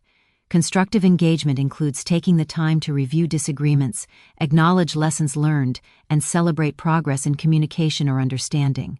Reflecting on conflict allows couples to identify what strategies were effective, which responses escalated tension, and how both partners can continue to grow individually and collectively. This reflective practice transforms conflict from a purely negative experience into a source of insight, emotional maturity, and relational development. Conflict also provides a space for emotional vulnerability, which is essential for intimacy. Expressing frustrations, disappointments, or unmet needs requires courage and trust. When partners approach conflict constructively, this vulnerability is met with empathy rather than judgment, strengthening relational bonds. Over time, these experiences reinforce the idea that disagreements are opportunities for connection, not threats to love, enabling partners to engage authentically without fear of rejection or escalation. Using conflict as a growth tool also enhances emotional resilience and adaptability. Couples learn to navigate tension, negotiate differences, and tolerate discomfort without allowing it to damage the relational fabric. This adaptability prepares the relationship to withstand external stressors, changes, and unexpected challenges. Couples who master constructive conflict demonstrate the capacity to handle both everyday disagreements and more significant relational crises with composure, mutual respect, and problem-solving skill. Finally, constructive conflict fosters a dynamic sense of partnership and intimacy. Disagreements, when approached with curiosity, empathy, and collaboration, reveal the depth and complexity of each partner. They provide opportunities to negotiate shared meaning, clarify expectations, and reinforce commitment to each other. Conflict becomes a vehicle for strengthening connection, cultivating mutual understanding, and deepening relational satisfaction. Couples who embrace this approach discover that challenges, rather than eroding love, can enhance it, creating a partnership that is both resilient and deeply connected. In summary, conflict can serve as one of the most potent tools for relational growth when approached constructively. It requires reframing disagreements as opportunities rather than threats, regulating emotions, practicing active listening and empathy, uncovering underlying needs, setting boundaries, engaging in collaborative problem-solving, and reflecting on lessons learned. Constructive conflict deepens trust, enhances emotional intimacy, strengthens relational patterns, and fosters adaptability. It transforms challenges into opportunities for connection, understanding, and mutual growth. By using conflict intentionally, couples create a relational culture in which differences enrich the partnership rather than threaten it, cultivating a bond that is resilient, authentic, and deeply satisfying. Conflict, approached thoughtfully and collaboratively, is not merely a test of love, it is a profound opportunity to evolve together, strengthening both the individuals and the partnership itself. Commitment to self-reflection is one of the most transformative practices a person can bring to a relationship. Many relational difficulties do not arise solely from the actions of a partner, but from the ways in which we perceive, interpret, and react to those actions. Our emotional triggers, those immediate, often intense responses to perceived slights, frustrations, or disappointments, are shaped by past experiences, unresolved wounds, and internalized patterns of thinking and behavior. By committing to self-reflection, individuals can identify these triggers, understand their origins, and consciously manage their responses, thereby strengthening the foundation of their relationships. Self-reflection is not an exercise in self-criticism, but a process of self-awareness, emotional intelligence, and personal growth that directly benefits both partners. The first step in committing to self-reflection is cultivating awareness of emotional responses. Triggers often manifest as strong reactions, anger, defensiveness, anxiety, withdrawal, or frustration, that may feel automatic or disproportionate to the situation. By noticing these responses without immediate judgment, individuals can begin to separate the emotion itself from the external event or partner behavior. For example, feeling disproportionately angry when a partner forgets a task may reveal an underlying sensitivity related to previous experiences of neglect, criticism, or lack of recognition. Recognizing these patterns allows the individual to respond thoughtfully rather than react impulsively, reducing unnecessary conflict and promoting relational stability. Self-reflection requires honest inquiry into the origins of triggers. Emotional responses often connect to past experiences, family dynamics, or unresolved personal issues. Exploring questions such as "Why does this upset me so much?" or "What past experiences am I bringing into this moment?" can illuminate unconscious patterns that influence present behavior. Understanding the roots of one's triggers helps transform reactions from reactive and automatic to conscious and intentional. This process empowers individuals to respond in ways that are constructive, compassionate, and relationally attuned. Another critical aspect of self-reflection is distinguishing between feelings and projections.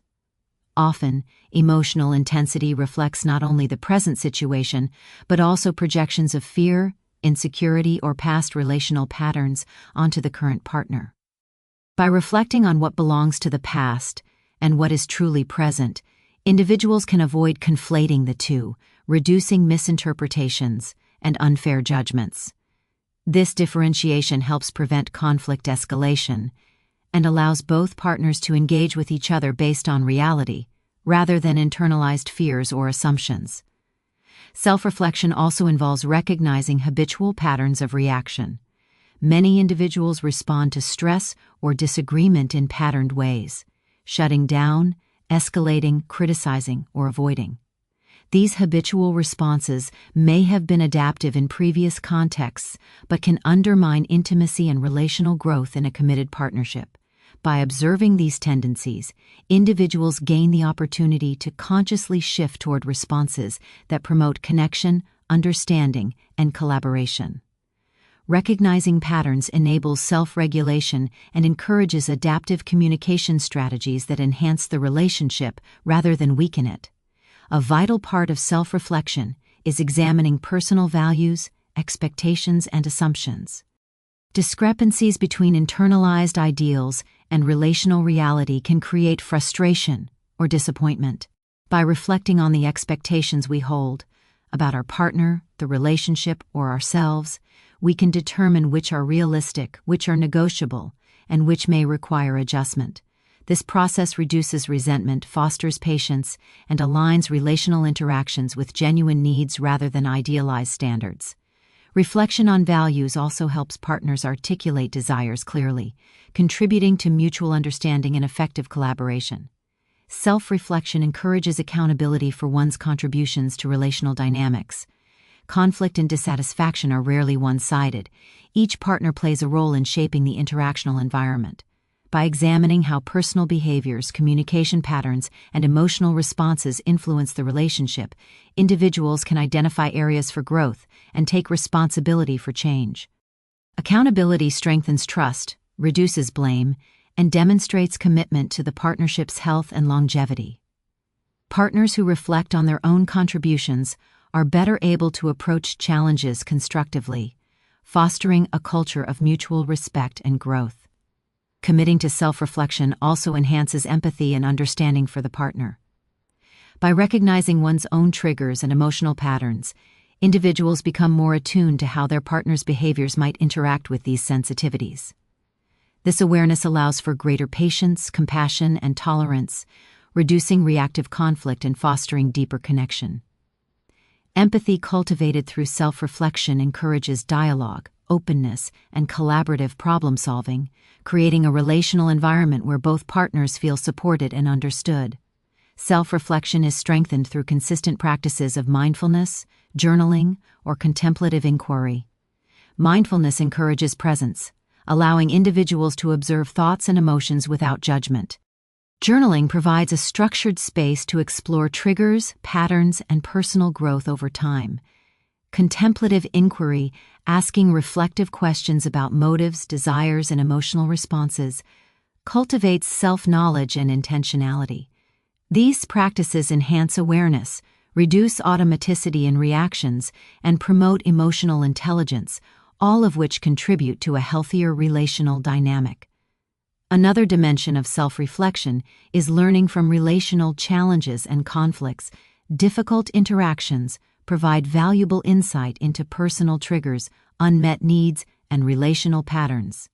Reflecting on these experiences allows individuals to identify opportunities for growth, adjust behaviors, and develop strategies to prevent similar conflicts in the future.